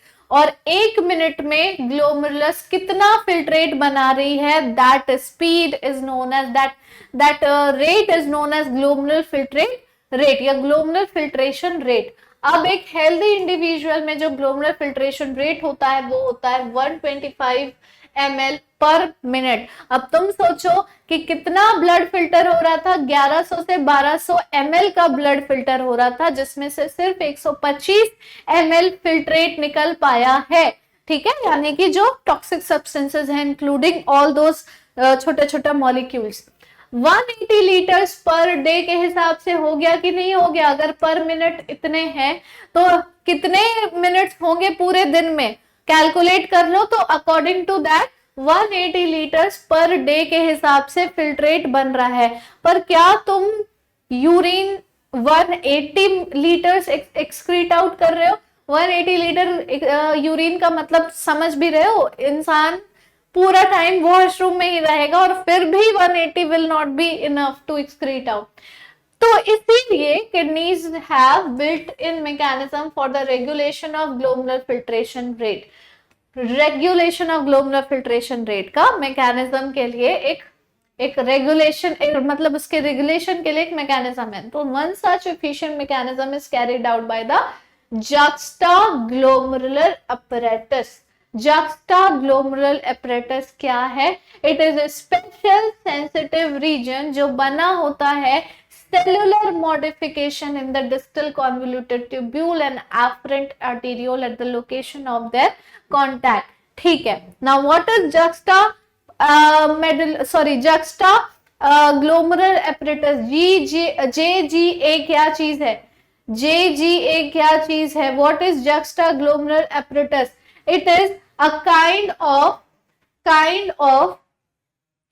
Cellular modification जो कि DCT डिस्टल कॉन्वोल्यूटेड ट्यूब्यूल और एफरेंट एर्टिरियोल, एफरेंट यानी कि जो अराइव कर रहा था, ए से एफरेंट, ए से अराइवल, डन। तो जो अंदर आ रहा था आर्टेरियोल, वहां के पॉइंट ऑफ कांटेक्ट वाले लोकेशन पर ये सेलुलर मॉडिफिकेशन हो जाती है, उसी को हम जुक्स्टाग्लोमेरुलर एपरेटस कहते हैं। अब अगर GFR यानी कि ग्लोमेरुलर फिल्ट्रेशन रेट अगर डिक्रीज हो जाएगा तो ये जुक्स्टाग्लोमेरुलस के सेल्स को एक्टिवेट करेगा कि रेनिन रिलीज करो, रेनिन रिलीज करो। और रेनिन स्टिमुलेट करती है ग्लोमेरुलर फिल्ट्रेट के, ग्लोमेरुलर ब्लड के फ्लो को, और thereby GFR will come back to normal. यहां पर जो वर्ड है ना रेनिन, रेनिन ये डाइजेशन वाले पार्ट के रेनिन से मिलता जुलता है। वहां पर डबल NIN है, that is help in milk digestion, और यहाँ पर सिंगल NIN है। ठीक है, तो इसको बहुत ध्यान से समझना है। यहाँ पर अगेन मैं 2 हार्ट बना रही हूं, ठीक है, JGA के आगे 2 हार्ट मैं बना रही हूँ। Okay, comparison of the volume of filtrate formed per day, यानी कि 180 litres per day with that of urine release. हम कितना यूरिन रिलीज करते हैं? लगभग 1.5 लीटर। बहुत ज्यादा पानी पी लिया तो उससे थोड़ा सा ज्यादा 1.8, उससे ज्यादा तो नहीं। तो ये सजेस्ट करता है कि लगभग 99% फिल्ट्रेट जो है वो रीअब्सॉर्ब हो गया हमारे रीनल ट्यूब्यूल से। क्या हो गया? रीअब्सॉर्ब हो गया रीनल ट्यूब्यूल से, यानी PCT DCT loop of Henley में रीअब्सॉर्प्शन हो गई। तो यही है सेलेक्टिव रीअब्सॉर्प्शन, यानी कि दूसरा मैकेनिज्म हमारे यूरिन फॉर्मेशन का। Majority of reabsorption occurs in the proximal convoluted tubule, तो ट्यूबुलर एपिथेलियल सेल्स जो पाए जाते हैं डिफरेंट सेगमेंट्स ऑफ नेफ्रॉन में, वो इसे परफॉर्म करते हैं बाय एक्टिव और passive mechanism. Remember active passive mechanism क्या होता है? Active mechanism will require energy for performing some kind of activities. Passive mechanism will not require any kind of energy for performing any activities. ठीक है, अब जैसे कि कोई सब्सटेंसेस है like glucose, amino acid, sodium ions etcetera, filtrate में they are reabsorbed actively. क्यों वो एक्टिवली रीअब्सॉर्ब्ड होते हैं? इनको एनर्जी की जरूरत होती है, जबकि नाइट्रोजनस वेस्ट जो हैं वो रीअब्सॉर्ब होते हैं पैसिव ट्रांसपोर्ट से, like they don't require any ATP और एनी एनर्जी। रीअब्सॉर्प्शन जब वाटर का होता है तो वो शुरू में पैसिवली होता है in the initial segments of the nephron, in the initial segments of the nephron. ठीक है, ओके। और ये सारी चीजें जो रीअब्सॉर्ब हुई, it will go back to the circulation of our body, यानी कि हमारी बॉडी में जो ब्लड सर्कुलेट कर रहा है उसमें वापस चला जाएगा। ठीक है, लूप ऑफ हेनले रीअब्सॉर्ब करते हैं वाटर को हमारे डिसेंडिंग लिम्ब में, और क्लोराइड सोडियम आयंस को असेंडिंग लिम्ब में। असेंडिंग और डिसेंडिंग लिम्ब में ऑलरेडी बता चुकी हूँ। ड्यूरिंग यूरिन फॉर्मेशन जो ट्यूबुलर सेल्स हैं वो सिक्रीट करते हैं substances like hydrogen ion, potassium ions और ammonia into the filtrate. Tubular secretion भी एक इम्पॉर्टेंट स्टेप है यूरिन फॉर्मेशन में, क्योंकि वो हेल्प करता है in maintenance of ionic and acid base balance of the body fluid. तो फाइनली ट्यूब्यूल्स भी सिक्रीट करते हैं कुछ पर्टिकुलर चीजें। क्या सिक्रीट कर रहे हैं? हाइड्रोजन आयंस जो कि पीएच बैलेंस करेगा, पोटेशियम आयंस जो कि आयंस की बैलेंसिंग करेगा। इससे एसिड बेस का जो बैलेंस है बॉडी फ्लूइड्स। अब now if we talk about the nephron function, अब ध्यान से देखना, बहुत इंपॉर्टेंट है। पूरा का पूरा नेफ्रॉन का फंक्शन तुम्हें यहाँ पे समझ में आ जाएगा कि कैसे ग्लोमेरुलस से लेकर ट्यूब्यूल्स तक सब वर्क कर रहे हैं। So this is the efferent arteriole, ये वाला पार्ट अंदर टफ्ट ऑफ कैपिलरीज है जिसको हम ग्लोमेरुलस बोलेंगे। येलो पोर्शन से कवर्ड है, दैट इज बोमन्स कैप्सूल, और वही पोर्शन जो है वो प्रॉक्सिमल कॉन्वोल्यूटेड ट्यूब्यूल को लेकर आता है। तो see this is the proximal convoluted tubule. Now overview of the nephron function, ये तो हम लोगों ने देख लिया ना कि it is the functional unit of kidney. Approximately 1 million nephrons होते हैं दोनों किडनीज में। हर एक नेफ्रॉन फिल्टर करता है ब्लड, रीअब्सॉर्ब करता है वाटर, न्यूट्रिएंट्स, आयंस को एलिमिनेट करता है वेस्ट को। So this is what we are talking about. अब अगर हम बात करें फिल्ट्रेशन की, जो कि हो रहा है कहां पर? ग्लोमेरुलस में। तो ये है आफ्रेंट आर्टेरियोल, यहाँ पर कैपिलरीज के थ्रू फिल्ट्रेशन हुई, छोटे छोटे पोर्स प्रेजेंट होते हैं जिससे फिल्ट्रेट बाहर निकल जाता है और क्लीन ब्लड फिर इफरेंट आर्टेरियोल के थ्रू बाहर जाती है। ठीक है, slits in glomerular wall called fenestrae. ये यहां तक मत जाओ, this is not your level. Okay, blood, red blood cell, platelets और लार्जर कंपोनेंट एग्जिट कर देते हैं ग्लोमेरुलस वाया इफरेंट आर्टेरियोल और रिटर्न कर जाते हैं टू द सर्कुलेशन और थ्रू आउट द बॉडी।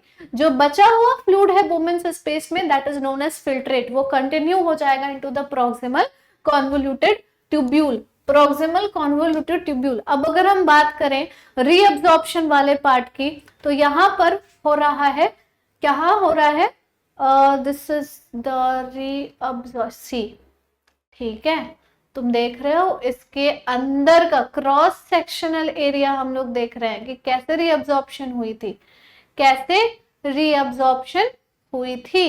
ध्यान से देखो, दीज आर द स्लिट्स और छोटे छोटे पोर्स जहां से फिल्ट्रेट निकल रहा है। फिल्ट्रेट फ्लो करेगा through several tubular section of nephron और इंक्लूड करेगा ये PCT, loop of Henley, DCT और कलेक्टिंग डक्ट। रीअब्सॉर्प्शन होगी वाटर की, सल्यूट की और length, through out the length of the tubular nephron ये बढ़ेगा आगे। ठीक है, पैसिव ट्रांसपोर्ट के टाइम पे वाटर और सोल्यूट मूव करेंगे along concentration gradient out of the nephron. Along concentration gradient यानी कि हाई से लो के तरफ। ठीक है, out of the nephron and to nearby peritubular capillaries. Active transport के टाइम पर सोडियम पोटेशियम का पंप क्रिएट होता है जो यूज करेगा एटीपी यानी कि एनर्जी को और सब्सटेंसेस को रिटर्न बैक करेगा टू द ब्लड स्ट्रीम। तो फिर जाके फॉर्मली हम कह सकते हैं कि एक active reabsorption has taken place over here. जो लास्ट पार्ट होगा वो होगा सिक्रीशन का। तो सिक्रीशन किन चीजों की हो रही है? बेसिकली एक लेंथ ऑफ नेफ्रॉन के थ्रू एक छोटा सा सिक्रीशन, मतलब समझ जाओ कि एक छोटा सा चैनल क्रिएट होता है। एक्सेस आयंस जैसे पोटेशियम, हाइड्रोजन, अमोनियम ये सब सिक्रीट होते हैं। वेस्ट प्रोडक्ट्स में क्रिएटिनिन और यूरिया सिक्रीट होता है। कुछ हार्मोन्स और ड्रग्स भी सिक्रीट होते हैं। तो ये है पूरा का पूरा तुम्हारा एक सेकेंड ओवरव्यू में दिखाते हैं तुम लोग। अब प्रॉक्सिमल कॉन्वोल्यूटेड ट्यूब्यूल देख लिया, दिस इज द रीजन। ऐसे करके कॉन्वोल्यूशंस यानी कि बहुत ज्यादा फोल्डिंग्स देखी जाती है। उसके बाद यहीं से स्टार्ट हो जाता है लूप ऑफ हेनले। अब यहाँ पर लूप ऑफ हेनले तुम देख पा रहे हो ना कि it is running deeply into the medullary interstitium. तो ये किस तरीके का नेफ्रॉन होगा? जक्स्टा मेडुलरी नेफ्रॉन होगा, ठीक है। ये है पीसीटी। यहां से अब देखो ये जो सारे एरोज बन रहे हैं ना, तो ये एरोज का मतलब क्या हो रहा है? ब्लू कलर का एरो का मतलब होता है कि अब्जॉर्प्शन हो रहा है। किसका अब्जॉर्प्शन? किसका हो रहा है?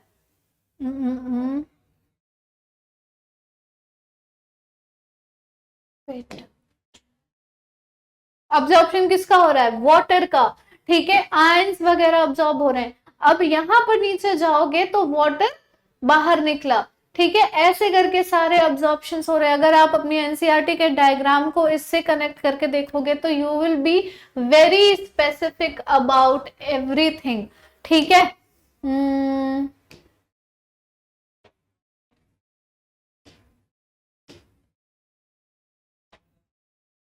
सॉल्यूट रीअब्जॉर्प्शन का एरो यहां पर है, ठीक है।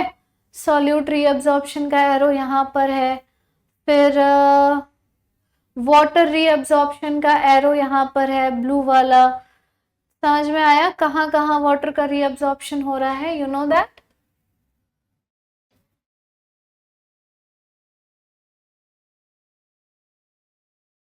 वेट,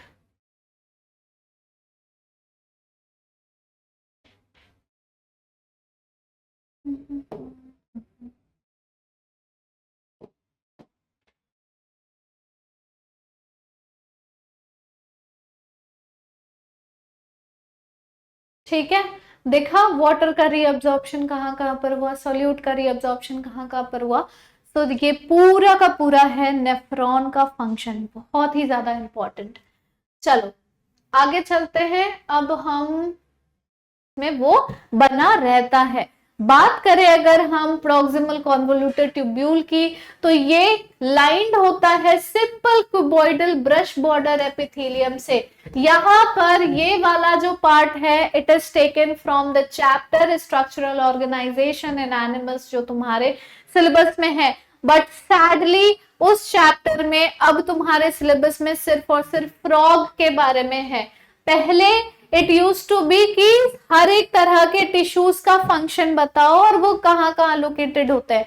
तो हम नीट के बच्चों को और बाकी तुम्हारे क्लास के भी बच्चों को ये सारी चीजें बताते थे कि अच्छा ठीक है, इंटेस्टाइनल बॉर्डर्स में ये होगा, फेलोपियन ट्यूब की इनर लाइनिंग में इस तरह के सेल्स होंगे, cuboidal epithelial, simple epithelial, brush border, everything.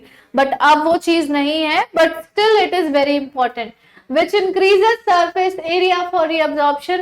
जो बात ये है कि क्यूबॉइडल ब्रश बॉर्डर एपिथेलियम का काम होता है ना, तो क्यूबॉइडल सबसे पहले cuboidal is responsible for absorption, ठीक है, as well as secretion.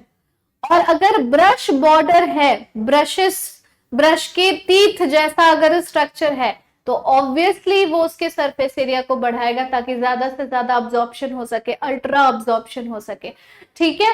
Okay, nearly all of these essential nutrients और 70 to 80% of the electrolyte water, ये सब कुछ रीअब्जॉर्ब हो जाता है इस सेगमेंट में यानी पीसीटी में। पीसीटी पीएच और आयनिक बैलेंस को भी मेंटेन करता है हमारी बॉडी फ्लूइड का, और सिलेक्टिव सिक्रीशन भी करता है हाइड्रोजन आयंस और अमोनिया का, ताकि क्या हो सके, ऑस्मोलैरिटी मेंटेन रह सके, हमारा आयनिक बैलेंस मेंटेन रह सके इनटू द फिल्ट्रेट। और अब्जॉर्प्शन होता है किसका, बाइकार्बोनेट आयंस का फ्रॉम इट। तो बेसिकली एसिड बेसिस का क्या हो रहा है, एक तरह से बैलेंसिंग यहां पर किया जा रहा है। Bicarbonate ions is basically what, responsible for increasing pH, और हाइड्रोजन आयंस जो होते हैं वो डिक्रीज करते हैं पीएच को। ओके, फिर हम बात करेंगे हेनलेज लूप की। तो रीअब्जॉर्प्शन मिनिमम होता है असेंडिंग लिम्ब में। अब ये रीजन ना एक इंपॉर्टेंट रोल प्ले करेगा इन maintenance of high osmolarity of medullary interstitial fluid.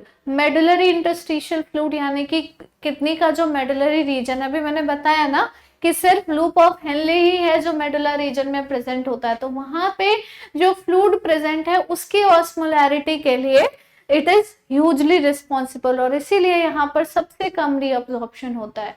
Descending limb of loop of Henley permeable होते हैं टू वाटर, लेकिन ऑलमोस्ट इम्परमिएबल होते हैं इलेक्ट्रोलाइट से। एक याद रखोगे, दूसरा अपने आप याद हो जाएगा। वहां पर इलेक्ट्रोलाइट से परमिएबल है बट वाटर से इम्परमिएबल है, कहाँ, असेंडिंग लिम्ब में, और यहाँ उल्टा होता है। दिस कॉन्सेंट्रेट्स द फिल्ट्रेट, इससे क्या होगा, परमिएबल है वाटर से तो इससे कॉन्सेंट्रेशन बढ़ेगी फिल्ट्रेट की, और it will move down. The ascending limb is impermeable to water but allows transport of electrolyte actively और पैसिवली। इसीलिए कॉन्सेंट्रेशन जो है फिल्ट्रेट का वो पास करता है ऊपर की तरफ, it gets diluted due to the passage of electrolytes to the medullary fluid.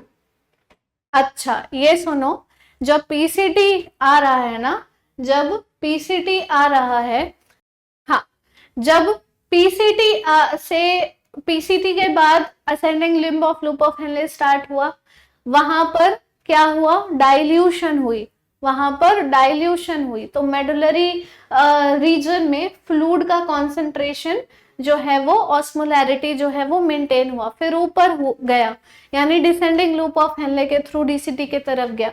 तो अब क्या होगा, वो इम्परमिएबल है टू वाटर, तो इससे क्या होगा, कॉन्सेंट्रेशन बढ़ेगा, इससे क्या होगा, कॉन्सेंट्रेशन बढ़ेगा, ठीक है। Almost impermeable to electrolyte and permeable to water, जिससे कॉन्सेंट्रेशन जो होती है वो कॉन्सेंट्रेट करता है फिल्ट्रेट को, मतलब वही कॉन्सेंट्रेशन बढ़ा रहा है फिल्ट्रेट का, ठीक है। Distal convoluted tubule conditional reabsorption होती है सोडियम और वाटर की, सोडियम आयंस और वाटर की। डीसीटी भी केपेबल है रीअब्जॉर्प्शन ऑफ HCO3 माइनस के लिए, मैंने कि बाइकार्बोनेट आयंस के लिए। वहां पर बाइकार्बोनेट आयंस रिलीज हो रहे थे पीसीटी में, यहाँ पर अब्सॉर्ब हो रहे हैं।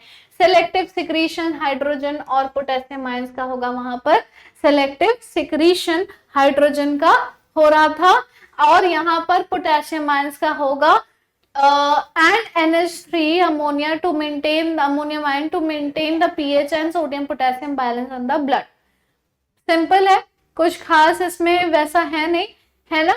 तो यहाँ पर ये सारी चीजें, पोटेशियम आयन का जो सोडियम पोटेशियम का जो बैलेंस है ब्लड में वो मेंटेन हो रहा है, पीएच मेंटेन हो रहा है in the distal convoluted tubule. क्यों, क्योंकि जो HCO3 सिक्रीट हुई थी वो यहाँ पर रीअब्सॉर्ब हो रही है, और उसी तरीके से हाइड्रोजन आयंस को भी बैलेंस किया जा रहा है, अमोनियम आयंस को भी रखा जा रहा है, अमोनिया को भी यहाँ पर सेलेक्टिव उसकी सिक्रीशन की जा रही है। अगर हम बात करें कलेक्टिंग डक्ट के बारे में बच्चों, तो ये एक लॉन्ग डक्ट है जो एक्सटेंड कर रहा है किडनी के कॉर्टेक्स से to the inner part of the medulla. Cortex से लेकर मेडुला तक वो एक्सटेंड कर रहा है। लार्ज अमाउंट ऑफ वाटर यहाँ पर इस रीजन में रीअब्सॉर्ब हो जाती है। Large amount of water could be reabsorbed from this region to produce a concentrated urine। Urine का कॉन्सेंट्रेशन इससे बढ़ता है। This segment allows passage of small amount of urea, थोड़ा सा यूरिया मेडुलरी इंटरस्टिशियम में पास करेगा ताकि ऑस्मोलैरिटी मेंटेन रहे। ऑस्मोलैरिटी क्या होता है, it is the concentration of solute. तो अगर सोल्यूट बिल्कुल नहीं हुआ ना तो इससे क्या हो जाएगा, प्रॉब्लम हो जाएगी, ऑस्मोलैरिटी कम हो जाएगी, ठीक है। तो ऑस्मोलैरिटी मेंटेन होनी चाहिए, थोड़ा बहुत सल्यूट भी होना चाहिए, इसीलिए सॉल्यूट में यूरिया को रखा जाता है. Urea is some in some amount it is present in our kidney. तो it also plays a role in maintenance of pH और ionic balance of blood by selective secretion of hydrogen plus hydrogen ions and potassium ions. ठीक है, अब यहाँ पर तुम लोगों ने पूरे मैकेनिज्म में पढ़ा है कि बाइकार्बोनेट आयंस का सिक्रीशन रीअब्जॉर्प्शन हो रहा है, हाइड्रोजन आयंस का सिक्रीशन रीअब्जॉर्प्शन हो रहा है. ये दोनों एंटागोनिस्टिक है टू ईच अदर. एक अगर पीएच बढ़ा रहा है तो एक पीएच घटा रहा है. तो कहीं ना कहीं उतना ही सिक्रीशन और उतना ही रीअब्जॉर्प्शन होता है इन आयंस का जितना उसके उस जगह पर पीएच रिक्वायर्ड है, ताकि अगर मान लो हाइड्रोजन आयन ज्यादा हैं तो एसिडिटी बढ़ सकती है, तो उसको काउंटर करने के लिए एक बाइकार्बोनेट आयंस को रिलीज कर दिया, सिक्रीट कर दिया, and this is how it maintains the osmolarity. अब ध्यान से देखो, यहाँ पर बहुत ही आराम से देखना, ये पूरा डायग्राम बहुत इंपॉर्टेंट है. दिस पार्ट इज कॉर्टेक्स वाला रीजन, यानी कॉर्टिकल रीजन है, जो कंसिस्ट करेगा मैल्फिजियन कॉर्पुसल यानी कि ग्लोमरुलस और बोमन्स कैप्सूल. बोमन्स कैप्सूल और ग्लोमरुलस. यहां से निकला पीसीटी, यहां से निकला पीसीटी. अब पीसीटी सिक्रीट करता है बाइकार्बोनेट आयंस को, थोड़ा बहुत NaCl वाटर का, ये क्या कहते हैं, सॉल्ट का अब्जॉर्प्शन, वाटर का, ठीक है, न्यूट्रिएंट्स का अब्जॉर्प्शन, K+ का अब्जॉर्प्शन, हाइड्रोजन आयंस और NH3 भी यहाँ पर सिक्रीट होते हैं. अब अगर हम बात करें कि पीसीटी हो गया खत्म, अब ये आ गया यूपिन वाला structure, that is loop of Henle. तो नीचे जाता पीसीटी के बाद वाला आ जाएगा descending limb of loop of Henley, जहां से वाटर बाहर निकलेगी, जहां से वाटर बाहर निकलेगी. तो क्या हो रहा है, कॉन्सेंट्रेशन बढ़ रहा है. किसका, यूरिया का, सॉरी यूरिन का कॉन्सेंट्रेशन बढ़ रहा है क्योंकि वाटर बाहर निकल गया. ये वापस ऐसे होगा, ये ऐसे होगा. तो यहाँ पे ना, जहां पे ये लूप ऑफ हेनले है, इस रीजन में, इस बेसिक रीजन में मेडुला के फ्लूइड का वॉल्यूम थोड़ा सा, ऑस्मोलैरिटी वहां पे चाहिए, तो वो रीअब्जॉर्प्शन वाटर की नहीं करता. ठीक है, अब जैसे ये ऊपर की तरफ जाएगा, सो this is the thick segment of ascending limb, और ये क्या है, थिन सेगमेंट है असेंडिंग लिम्ब का. असेंडिंग यानी ऊपर की तरफ जाना. तो ये क्या करेंगे, ये सोडियम क्लोराइड यानी कि सॉल्ट्स को सिक्रीट करेंगे थोड़ा बहुत, जिससे आयंस वगैरह निकले. उसके बाद यूरिया का अब्जॉर्प्शन थोड़ा सा होगा यहीं पर. यूरिया अंदर की तरफ जा रही है, यानी कि थोड़ा सा ऑस्मोलैरिटी मेंटेन करने के लिए यूरिया इज अब्सॉर्ब्ड. फिर ये ऊपर गया. अब this part is distal convoluted tubule. This part is distal convoluted tubule, जिसमें NaCl बाहर जा रहा है, K+ आयंस अंदर जा रहे हैं, वाटर बाहर जा रहा है, हाइड्रोजन आयंस अंदर जा रहे हैं, बाइकार्बोनेट आयंस बाहर जा रहा है. This is how things are happening. Secretion उधर हो रहा है, अब्जॉर्प्शन इधर हो रहा है. ठीक है, अब्जॉर्प्शन सिक्रीशन सब हो गया. नाउ कलेक्टिंग डक्ट, वाटर जो है बाहर निकल गया, यानी कि अब्सॉर्ब कर लिया गया वाटर को, और यूरिन कॉन्सेंट्रेटेड फॉर्म में यहाँ पर प्रेजेंट है, यहाँ पर प्रेजेंट है. थोड़ा बहुत यूरिया भी बाहर निकल गया, यानी कि उसको भी अब्सॉर्ब कर लिया गया. ठीक है, यूरिया बाहर निकल गया, तो बाहर कहाँ निकला, ब्लड में चला गया. ठीक है, तो that is concentrating some kind of fluid, some kind नहीं, कॉन्सेंट्रेटिंग द फ्लूइड, यानी कि ऑस्मोलैरिटी मेंटेन करना. तो ये होता है पूरा का पूरा फंक्शन ट्यूब्यूल्स का, और इस तरह से मैकेनिज्म हो रही है.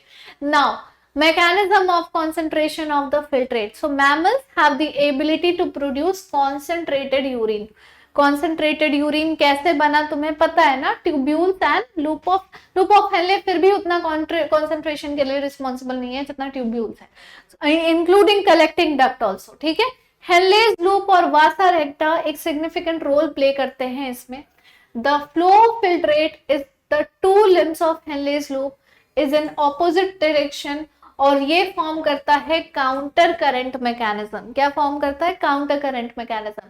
यानी कि जो ब्लड का फ्लो हो रहा है इन दोनों लिम्स ऑफ वासा रेक्टा से, वो भी काउंटर करंट पैटर्न पे हो रही है, वो भी काउंटर करंट पैटर्न पर हो रही है। तो जो प्रॉक्सिमिटी है between the Henle's loop and vasa recta as well as the counter current in them help in maintaining the and increasing osmolarity towards the inner medullary interstitium. अब इसका मतलब ये है कि हेनलेज लूप से जितना नजदीक वासा रेक्टा है, वासा रेक्टा अगेन मैं तुम लोगों को बता रही हूँ व्हाट इज वासा रेक्टा।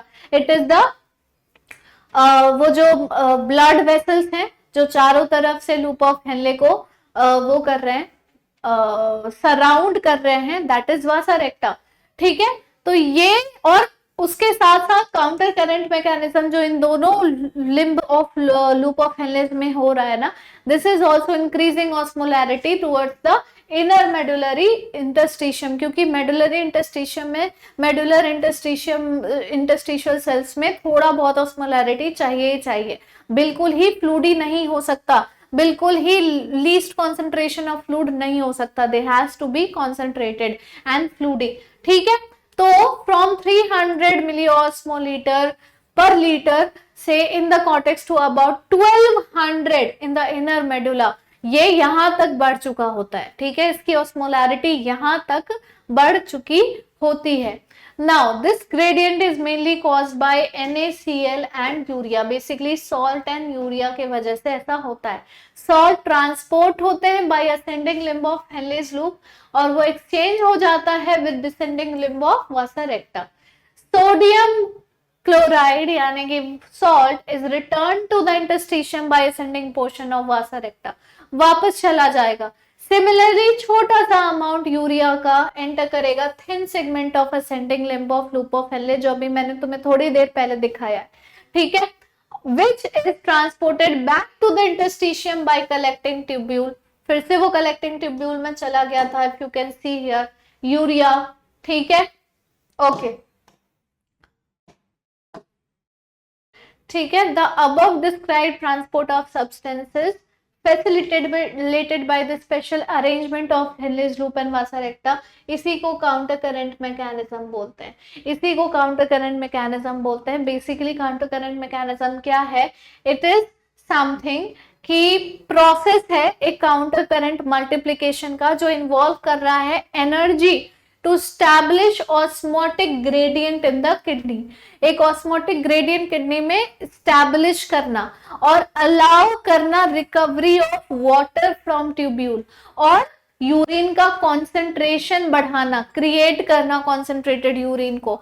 ये प्रिवेंट करता है यूरिन प्रोडक्शन को and helps in maintaining hydration, hydration maintain करने के लिए विदाउट कांस्टेंट ड्रिंकिंग।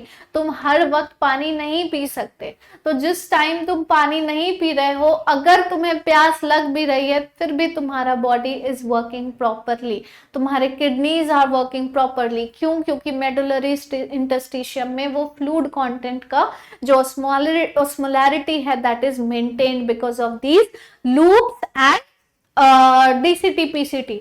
ठीक है, ओके, तो ये मैकेनिज्म हेल्प करता है to maintain concentration gradient in medullary interstitium.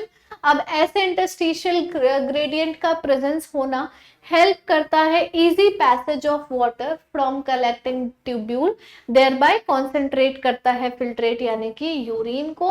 Human kidney produce कर सकती है urine nearly 4 times concentrated than the initial filtrate form. ठीक है, 4 टाइम्स कॉन्सेंट्रेटेड यूरिन का फॉर्मेशन हो जाता है देन द इनिशियल जो फिल्ट्रेट ग्लोमुलस से होकर आया था वो। ठीक है, ओके, सो यहाँ पर देखो, अगर हम ऑस्मोलैरिटी के टर्म्स में देखें तो सबसे कम ऑस्मोलैरिटी तुम्हें इस रीजन में दिखेगी।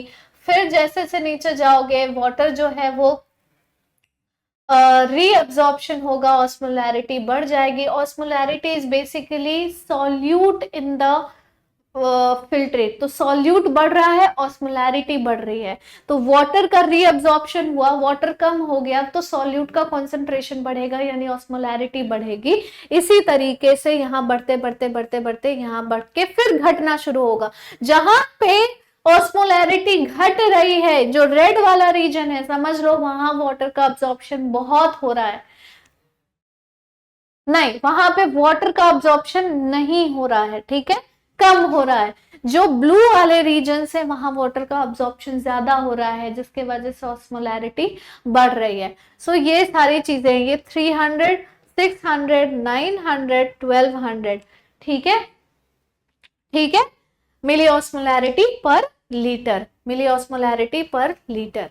इनर मेडुला वाला ये रीजन है और आउटर मेडुला ये रीजन है, this is the cortical region. Okay, now we will study about the regulation of kidney function, कि कैसे किडनी के फंक्शंस रेगुलेट होते हैं। तो functioning of kidney is efficiently monitored and regulated by hormonal feedback mechanism, जो involve करता है hypothalamus को, जक्स्टाग्लोमेरुलर एपरेटस को, और कुछ सम एक्सटेंट हमारे हार्ट को भी। जो ऑस्मो रिसेप्टर्स हमारी बॉडी में प्रेजेंट होते हैं ना, वो एक्टिवेट होते हैं जैसे ही हमारी बॉडी का फ्लूइड वॉल्यूम या फिर ब्लड वॉल्यूम चेंज होता है या आयनिक कॉन्सेंट्रेशन चेंज होती है, तुरंत ऑस्मो रिसेप्टर्स एक्टिव हो जाते हैं। अगर एक्सेसिव लॉस हो गया है फ्लूइड का हमारी बॉडी से, तो ये इस रिसेप्टर को स्टिमुलेट करेगा, करवाएगा हाइपोथैलेमस, ताकि anti diuretic hormone ADH secrete हो, या फिर वासोप्रेसिन हम इस हार्मोन को बोल सकते हैं, from the neurohypophysis. What is neurohypophysis? Posterior pituitary, ठीक है। एडीएच फैसिलिटेट करता है वाटर का reabsorption from later parts of tubule, जिससे डायूरेसिस प्रिवेंट हो जाती है, डायूरेसिस प्रिवेंट हो जाती है, यानी कि डाइल्यूशन प्रिवेंट हो जाता है, कॉन्सेंट्रेशन यूरिन का बढ़ जाता है। तभी जब तुम कम पानी पीते हो, डिहाइड्रेटेड रहते हो, तो तुम्हें बहुत ही dark yellow to orangish colour का यूरिन निकलता है, ताकि ज्यादा से ज्यादा वाटर तुम्हारी बॉडी रीअब्सॉर्ब कर सके। नाउ इसका मतलब हो गया एंटाई डायूरेसिस, ठीक है। An increase in body fluid volume can switch off the osmoreceptors और suppress कर सकता है ADH को, resulting in to complete the feedback। जैसे ही पानी काफी ज्यादा हो गया, यानी कि बॉडी में ब्लड वॉल्यूम, फ्लूइड वॉल्यूम बढ़ गया, ये ऑस्मोरिसेप्टर्स को स्विच ऑफ कर देगा। ADH भी जो है वो उसका रिलीज को सप्रेस कर देगा, एंटी डायूरेसिस नहीं होगी, नॉर्मल डायूरेसिस होगी, यानी कि डाइल्यूशन होगा, ठीक है। So ADH can also affect the kidney function by its constrictory effect on the blood vessels, क्योंकि ये blood vessel को constrict भी करता है। blood vessels constrict होंगे तो प्रेशर बढ़ेगा, प्रेशर बढ़ेगा तो फिल्ट्रेशन और तेजी से होगी, फिल्ट्रेशन तेजी से होगी तो रीअब्सॉर्प्शन भी तेजी से होगा। So this causes increase in blood pressure, and an increase in blood pressure can increase glomerular blood flow and thereby increasing the glomerular filtration rate। तो अब समझ में आ रहा है कि किस तरह से किडनी को एडीएच हार्मोन या वासोप्रेसिन अफेक्ट करता है। ये हो गया एडीएच के बारे में। अब बात करेंगे जक्स्टाग्लोमेरुलर एपरेटस की, तो ये भी एक कॉम्प्लेक्स रेगुलेटरी रोल प्ले करेगा। अगर ग्लोमेरुलर ब्लड का फ्लो या ग्लोमेरुलर ब्लड प्रेशर या जीएफआर गिर गया, डिक्रीज हो गया, ये जक्स्टाग्लोमेरुलर सेल्स को एक्टिवेट करता है ताकि रेनिन सिक्रीट हो। अभी हमने बात की थी इसके बारे में, जो कन्वर्ट करता है एंजियोटेंसिनोजन को एंजियोटेंसिन 1 में और आगे एंजियोटेंसिन 2 में। एंजियोटेंसिन 2 एक पावरफुल वासो कंस्ट्रिक्टर है, अगेन वो भी ब्लड वेसल्स को कंस्ट्रिक्ट कराएगा, ग्लोमेरुलर ब्लड प्रेशर इंक्रीज होगी और ग्लोमेरुलर फिल्ट्रेट रेट भी इंक्रीज हो जाएगा एंजियोटेंसिन 2 से। तो रेनिन एंजियोटेंसिनोजन को एक्टिवेट करेगा, एंजियोटेंसिनोजन एंजियोटेंसिन 1 बनाएगा, एंजियोटेंसिन 1 जो है वो एंजियोटेंसिन 2 को सिक्रीट कराएगा। Angiotensin 2 also activates the adrenal cortex और वो रिलीज कराता है aldosterone. Again aldosterone reabsorption sodium ions का और वाटर का कराती है from the distal parts of the tubule, और ये लीड करती है to the increase in blood pressure and GFR. सब क्लियर है? ये कॉम्प्लेक्स मैकेनिज्म जनरली इसको कहते हैं रेनिन एंजियोटेंसिनोजन मैकेनिज्म। अब तुम लोग मुझे कमेंट बॉक्स में कमेंट करके अपने वर्ड्स में मुझे समझाओगे कि रेनिन एंजियोटेंसिन मैकेनिज्म क्या होता है, रेनिन कब सिक्रीट होती है, एंजियोटेंसिन कब बनता है और एंजियोटेंसिन किस तरीके से इफेक्ट करता है ग्लोमेरुलर फिल्ट्रेशन रेट को and also to the concentration और डाइल्यूशन ऑफ यूरिन। ये तुम लोग मुझे अपने वर्ड्स में मुझे समझा के बताओगे। ओके, नाउ जब ब्लड का फ्लो इंक्रीज हो जाता है ना एट्रिया ऑफ हार्ट में, तो इससे एट्रियल नेट्रियूरेटिक फैक्टर यानी एएनएफ फैक्टर भी रिलीज होती है। अच्छा, ये सारी चीजें हम लोगों ने लास्ट वन शॉट में भी पढ़ी थी, ठीक है, केमिकल कोऑर्डिनेशन वाले में। नाउ एएनएफ से वासोडाइलेशन होता है, यानी ब्लड वेसल्स डायलेट हो जाते हैं। अगर ब्लड वेसल्स डायलेट हो जाएंगे तो ब्लड का फ्लो कम हो जाएगा, क्योंकि प्रेशर रिड्यूस हो जाएगा। Decrease the blood pressure, ANF mechanism act करता है as a check on renin angiotensin mechanism, यानी कि ये काउंटर मैकेनिज्म है किसका, रेनिन एंजियोटेंसिन मैकेनिज्म का। एएनएफ जो है वो काउंटर मैकेनिज्म है। रेनिन बढ़ेगा, सॉरी, एएनएफ बढ़ेगा तो रेनिन एंजियोटेंसिन मैकेनिज्म रिड्यूस हो जाएगी। रेनिन एंजियोटेंसिन मैकेनिज्म बढ़ेगी तो एएनएफ जो है वो सिक्रीट नहीं होगा। Okay okay fine. Now what is micturition? तो micturition is just passing out urine. Urine pass out करने को मिक्चुरेशन कहते हैं। जो नेफ्रॉन्स में यूरिन फॉर्म हुआ है वो अल्टीमेटली यूरिनरी ब्लैडर में पहुंच जाता है, वहां पे स्टोर रहता है जब तक एक वॉलेंटरी सिग्नल नहीं दी जाती है by the central nervous system. ये सिग्नल इनिशिएट करेगा यूरिनरी ब्लैडर को स्ट्रेच करने से। तो जब भी ब्लैडर स्ट्रेच होता है और ज्यादा यूरिन फिल होने लग जाती है। अब इसके रिस्पॉन्स में जो स्ट्रेच रिसेप्टर प्रेजेंट है ना ब्लैडर के वॉल्स में, वो सीएनएस को सिग्नल देंगे कि नाउ स्ट्रेच बहुत हो चुका है, अब इससे ज्यादा मैं स्ट्रेच नहीं कर सकता। यानी यूरिन तो continuously drop by drop collecting duct से आ रहा है, मतलब यूरेटर से आ रहा है, कहां पर, यूरिनरी ब्लैडर में।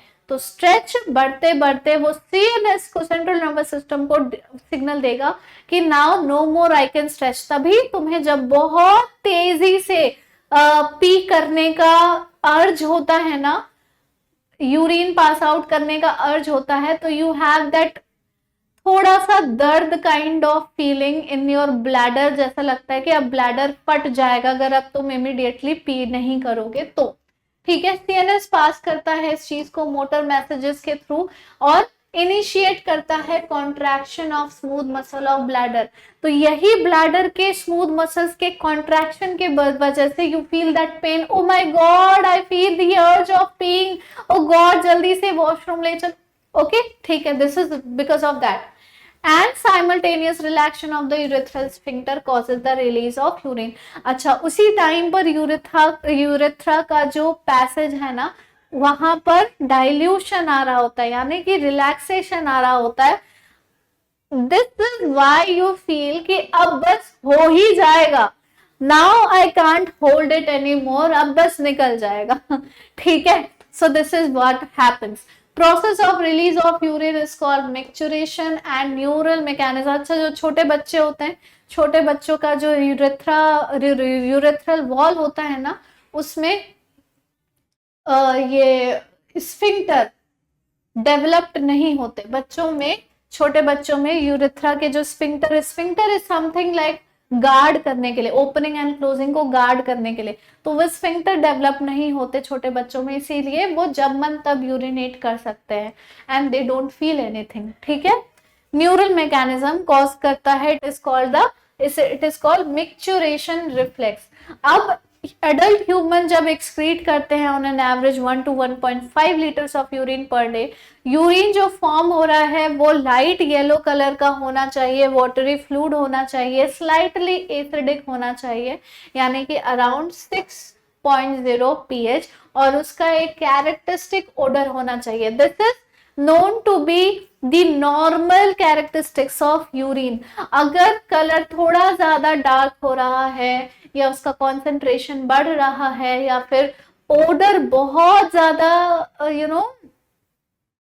बढ़ रही है, it is very foully smell उसके आ रहे हैं, तो there is something wrong with your health, तो go and do a health checkup. On an average 25 to 30 grams of urea is excreted out per day। Various condition can affect the characteristics of urine. अगर urine के analysis करेंगे तो उससे clinical diagnosis हो जाएगा कि हमारी बॉडी में मेटाबॉलिक डिसऑर्डर्स है या कोई माल फंक्शनिंग ऑफ किडनी है या नहीं है। जैसे कि अगर ग्लूकोज डिटेक्ट हो गया यूरिन में तो ग्लाइकोसूरिया माना जाता है कि ये हो सकता है। अगर कीटोन बॉडीज डिटेक्ट हो गए तो कीटोन्यूरिया हो सकता है, और ये सारे इंडिकेटिव होते हैं डायबिटीज मेलाइटिस के।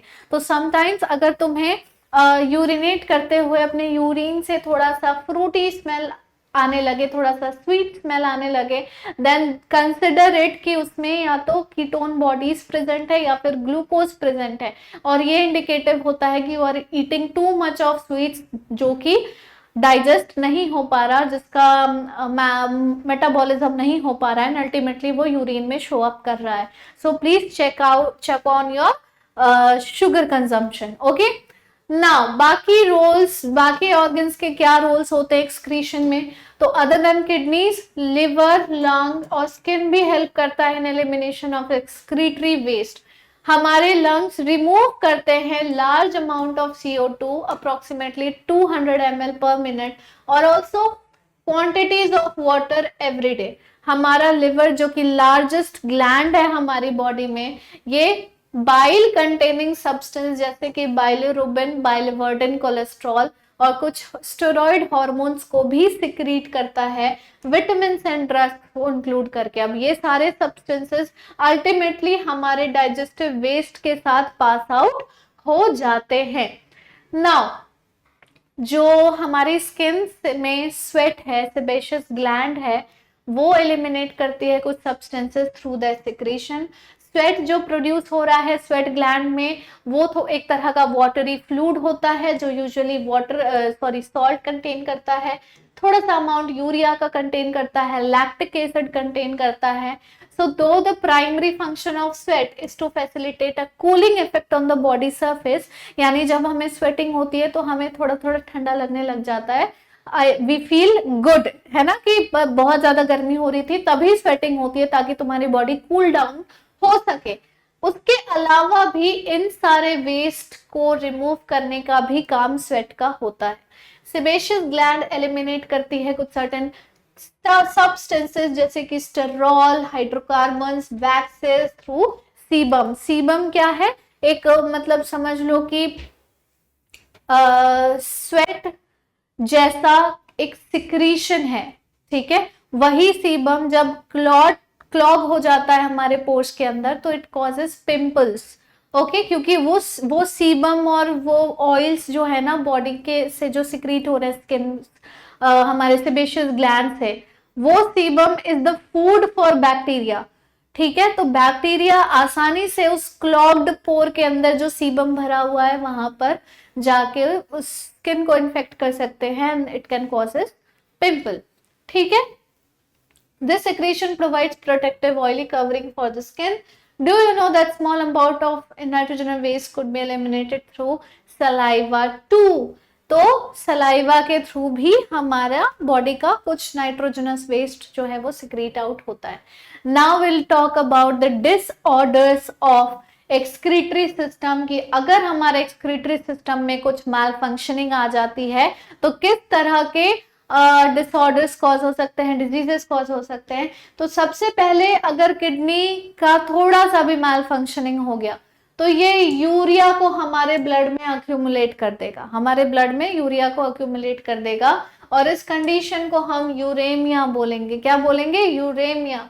एक हाईली हार्मफुल मतलब एक कंडीशन है और ये किडनी फेलियर का भी रीजन बन सकता है।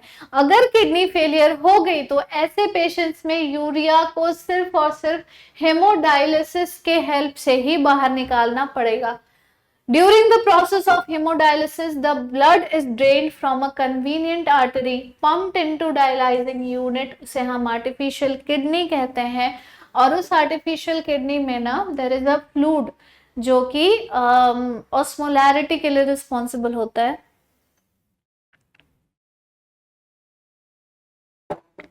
तो क्या होता है ना, ब्लड को आर्टरी से ड्रेन कर दिया गया और डायलाइजिंग यूनिट में डाल दिया गया। डायलाइजिंग यूनिट इज समथिंग जो वहां पर डायलाइजिंग फ्लूइड प्रेजेंट है, उसमें डिफरेंट चेम्बर्स हैं, उसमें एंटीकोगुलेंट को ऐड कर देंगे ताकि वो बॉडी के बाहर जो ब्लड हो रहा है फिल्टर वो क्लॉट ना हो जाए। Unit contains coiled cellophane tube जो सराउंडेड होते हैं डायलाइजिंग फ्लूइड से। अब ये cellophane tube will work as PCT DCT वगैरह, ठीक है, ट्यूब्यूल्स। और डायलाइजिंग फ्लूइड जो है ना, they have the same composition as of plasma except nitrogenous waste। तो जो पोरस सेलोफेन मेम्ब्रेन है ट्यूब के, वो अलाउ करते हैं passage of molecules based on concentration gradient, जिसमें भी कॉन्सेंट्रेशन ज्यादा है वो डायलाइजिंग फ्लूइड में चला जाएगा, यानी बेसिकली यूरिया वगैरह। नाइट्रोजनस वेस्ट एब्सेंट होते हैं डायलाइजिंग फ्लूइड में, तो वहां पर कॉन्सेंट्रेशन कम है, तो डिफ्यूजन बहुत ही आसानी से हो जाएगा। These substances freely move out thereby clearing the blood. तो जो ब्लड क्लियर हो गया वो पंप बैक किया जाएगा बॉडी में through a vein after adding anti heparin to it, ठीक है। वीन में एंटी हेपेरिन डाल दिया और उसको वापस से पहुंचा दिया हमारी बॉडी में। This method is a boon for the thousands of uremic patients all over the world. There is several reasons जिसके वजह से यूरेमिया हो जाता है, किडनी फेल हो जाता है, and all of that mostly contains तुम्हारा habit, daily habit, your daily lifestyle, what you are consuming ultimately affects your liver। फिर तुम्हारा लिवर बहुत सारे नाइट्रोजनस वेस्ट सिक्रीट आउट करेगा टू क्लीन इट अप, और फिर वो नाइट्रोजनस वेस्ट अक्यूमुलेट करेंगे किडनीज में। और अगर for some reason kidneys are getting weak या फिर वो नहीं कर पा रही है उससे फिल्टर, तो वो अक्यूमुलेट होते होते किडनी को फेल कर देंगे and it will lead to hemodialysis. And hemodialysis is a boon for all the patients, but एक तरह से ऐसा भी समझ लो कि जिनको ये कराने की नौबत आ गई, या तो उनका किडनी ट्रांसप्लांट कराना पड़ेगा immediately as soon as possible, या फिर that patient has to live in hemodialysis for the rest of his life। तो ये बहुत ही मतलब समझ लो कि लाइफ को ऑलमोस्ट बर्बाद कर देने वाली चीज है। तो ये नहीं करना, इसको होने से प्रिवेंट कर सकते हो by changing your lifestyle. Okay, kidney transplantation is the ultimate method in the correction of renal failure या किडनी फेलियर। अभी मैंने बताया वही चीज। Functioning kidney is used in transplantation from a donor. Prefer करते हैं किसी क्लोज रिलेटिव को, ताकि इम्यून सिस्टम जो उसे रिजेक्ट कर सकती है उसके चांसेस कम हो जाए, ठीक है। मॉडर्न क्लिनिकल प्रोसीजर्स ने इंक्रीज कर दिया है success rate of such complicated technique, but still it is complicated। Renal calculi is another disorder of excretory system जिसमें स्टोन या insoluble mass जो सॉल्ट्स के crystallized फॉर्म में वो स्टोन बन जाते हैं, ऑक्सिलेट्स के फॉर्म में वो किडनी के अंदर बनने लग जाते हैं। That also hampers the excretory function a lot. देख लेते हैं। So this is the renal cortex वाला region, ठीक है। रीनल कॉर्टेक्स है और रीनल पिरामिड, छोटे छोटे जो पिरामिड लाइक स्ट्रक्चर्स हैं, उसके बीच में जो कॉलम गया है that is renal column, column of Bertini. And major calyces, calyces जो है वो ना यहाँ से स्टार्ट होता है हाइलम से, मेजर और माइनर कैलिसिस, ठीक है। मेजर और माइनर, बड़े वाले जो चौड़े वाले कैलिसिस है, दिस पिंक वाला स्ट्रक्चर इज कैलिसिस, ये वाला, ठीक है। ये रीनल पेल्विस के अंदर छोटे छोटे जो ब्रांचेस हैं, दोज आर कैलिसिस। फिर अगर हम इसकी बात करें, ये रीनल कॉलम है, दिस इज द पिरामिड। और रीनल पिरामिड जो है इसी के अंदर there are millions of nephrons present, ठीक है। देखो यहाँ पर लिखा है apex of pyramid renal papilla drain करता है यूरिन को from pyramid tissue to cup like structure जिसको माइनर कैलिक्स कहते हैं। माइनर कैलिक्स ड्रेन करता है मेजर कैलिक्स में, मेजर कैलिक्स ड्रेन करता है at the centre of kidney जिसको हम रीनल पेल्विस कहते हैं। वहां से यूरिन एंटर करेगी यूरेटर में एट द रीनल हाइलम और प्रोग्रेसिवली वो यूरिनरी सिस्टम में पहुंच जाएगा। फाइनली हम बात करते हैं किडनी स्टोन्स की। तो किडनी स्टोन कैसे फॉर्म कर रहा है? एक हार्ड डिपॉजिट है मिनरल्स और सॉल्ट्स का, जो पानी ज्यादा ना पीने के वजह से, कुछ डाइट या जेनेटिक्स मेडिकल कंडीशन के वजह से यूरिन के कॉम्पोजिशन को ऑल्टर कर देता है। शार्प पेन कॉज होती है, ठीक है। यूरिन में ब्लड भी देखा जाता है, नोजिया और यूरिनेशन भी होती है। सो किडनी स्टोन्स बहुत कॉमन है, इवन मेरे फैमिली में भी कुछ फैमिली मेंबर्स को हो रखा था। So this is how this stones are present. अच्छा, किडनी स्टोन्स का मानना ये होता है, मतलब लोगों डॉक्टर्स का मानना ये होता है कि kidney stones can easily pass out through urine, अगर प्रॉपर मेडिकेशन और कुछ मतलब पर्टिकुलर खाने पीने की चीज़ों में मॉडिफिकेशन कराया जाए तो यहाँ पर kidney can pass through, but जब गॉल ब्लैडर में स्टोन्स हो जाते हैं ना, वो नहीं पास ऑन हो सकता, क्योंकि वहां पे यूरिनरी सिस्टम प्रेजेंट नहीं है, ठीक है। तो उसके लिए गॉल ब्लैडर का removal he is the only option. पर यहाँ पर किडनीज का रिमूवल कराने की कोई जरूरत नहीं होती। This is very big thing as compare to ये वाला प्रॉब्लम, तो ये हो जाता है। तो this is the kidney stone. I hope everything is clear to you बच्चों। ग्लोमेरुलोनेफ्राइटिस, अच्छा आइटिस वर्ड जहां पर भी आ जाए समझ जाओ कि it is referring to some kind of inflammation. तो जब इन्फ्लेमेशन हो जाता है किडनी में ग्लोमेरुलाई का, तो that leads to glomerulonephritis. Okay, so कुछ क्वेश्चंस हम डिस्कस करेंगे। डिफाइन ग्लोमेरुलर फिल्ट्रेशन रेट, तो जितना भी फिल्टर होता है ब्लड इन 1 मिनट, यानी अराउंड कितना 125 मिलीलीटर पर मिनट, ठीक है, that is GFR. Explain auto regulatory mechanism of GFR. तो जीएफआर क्या करता है, उसका ऑटो रेगुलेटरी मैकेनिज्म क्या है? ग्लोमेरुलर फिल्ट्रेशन रेट जो है वो डिसाइड करेगा कि कितना यूरिन जो है वो प्रोड्यूस होने वाला है, कितना रीअब्जॉर्प्शन होने वाला है। Indicate whether the following statement are true और false. Micturition is carried out by a reflex. True. ADH helps in water elimination, making the urine hypotonic. ADH anti-diuretic hormone, anti-diuretic hormone, anti-diuresis यानी concentration बढ़ा रहा है, तो वो hypotonic बनाएगा urine को या फिर हाइपरटोनिक बनाएगा? यहाँ पर हो जाएगा false. Protein free fluid is filtered from blood plasma into the Bowman's capsule. Protein free fluid is filtered from blood plasma into the Bowman's capsule. This is absolutely true. Protein नहीं जाती अंदर, और जब प्रोटीन पाए जाने लग जाए urine में, समझ लो किडनी का फंक्शन हैम्पर हो रहा है, kidney is not able to work properly. Henle's loop plays an important role in concentrating the urine. This is हाँ, this is true somewhere. Glucose actively reabsorb होते हैं पीसीटी में, yes this is true, absolutely true. यहाँ पर इसको आप false भी मान सकते हो, क्योंकि हेनलेज लूप में ना कॉन्सेंट्रेशन नहीं बढ़ती है। एक सेकेंड, हाँ कॉन्सेंट्रेशन नहीं बढ़ती है, हेनलेज लूप में कॉन्सेंट्रेशन कम हो रही होती है, ठीक है। तो ये चीज समझना थोड़ा सा।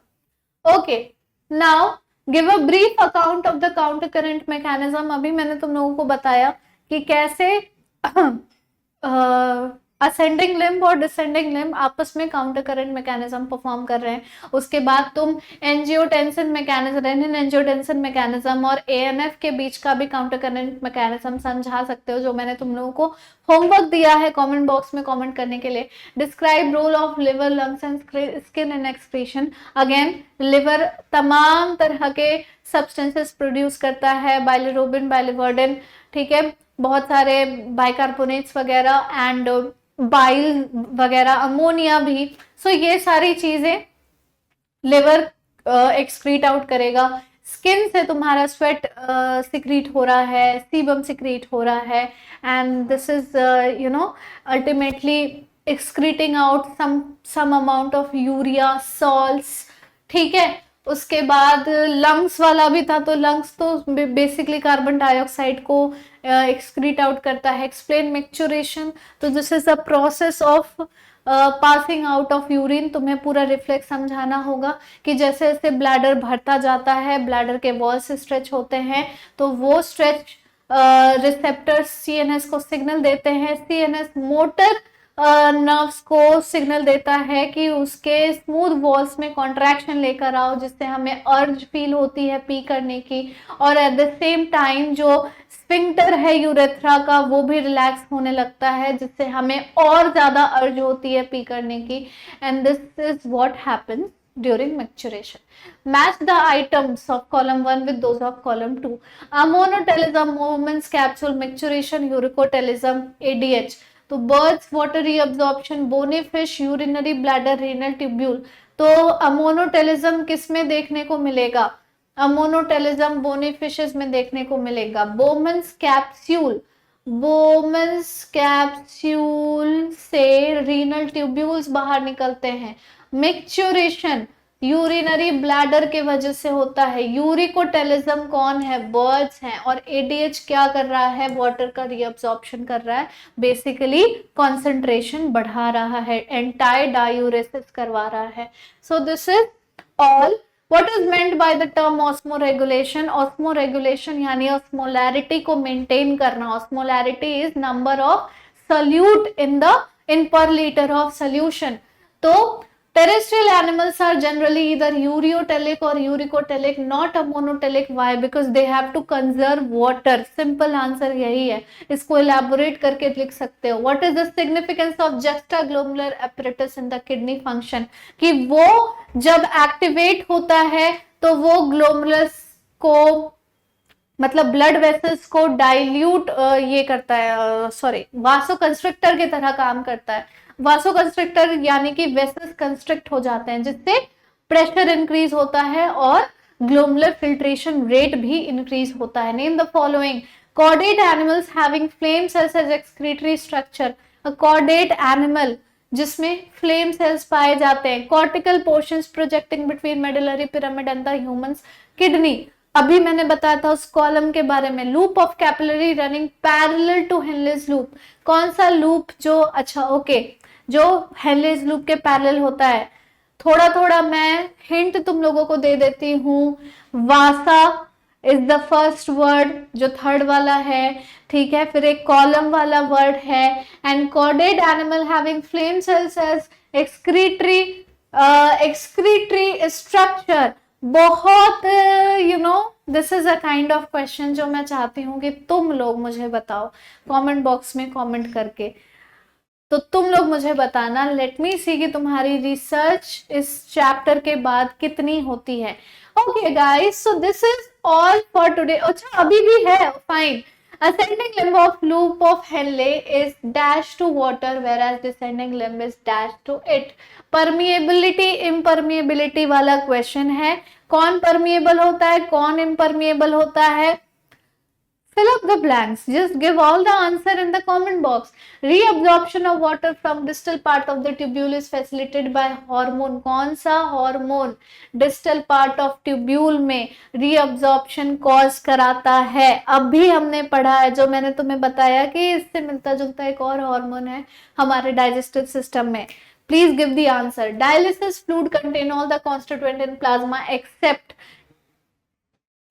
किसको छोड़कर बाकी सारे मॉलिक्यूल्स डायलाइजिंग फ्लूइड में होते हैं? भी जस्ट बताया। हेल्दी एडल्ट ह्यूमन एक्सक्रीट करते हैं इतना gram of urea per day. अभी 2-3 स्लाइड पहले ही इसके आंसर है।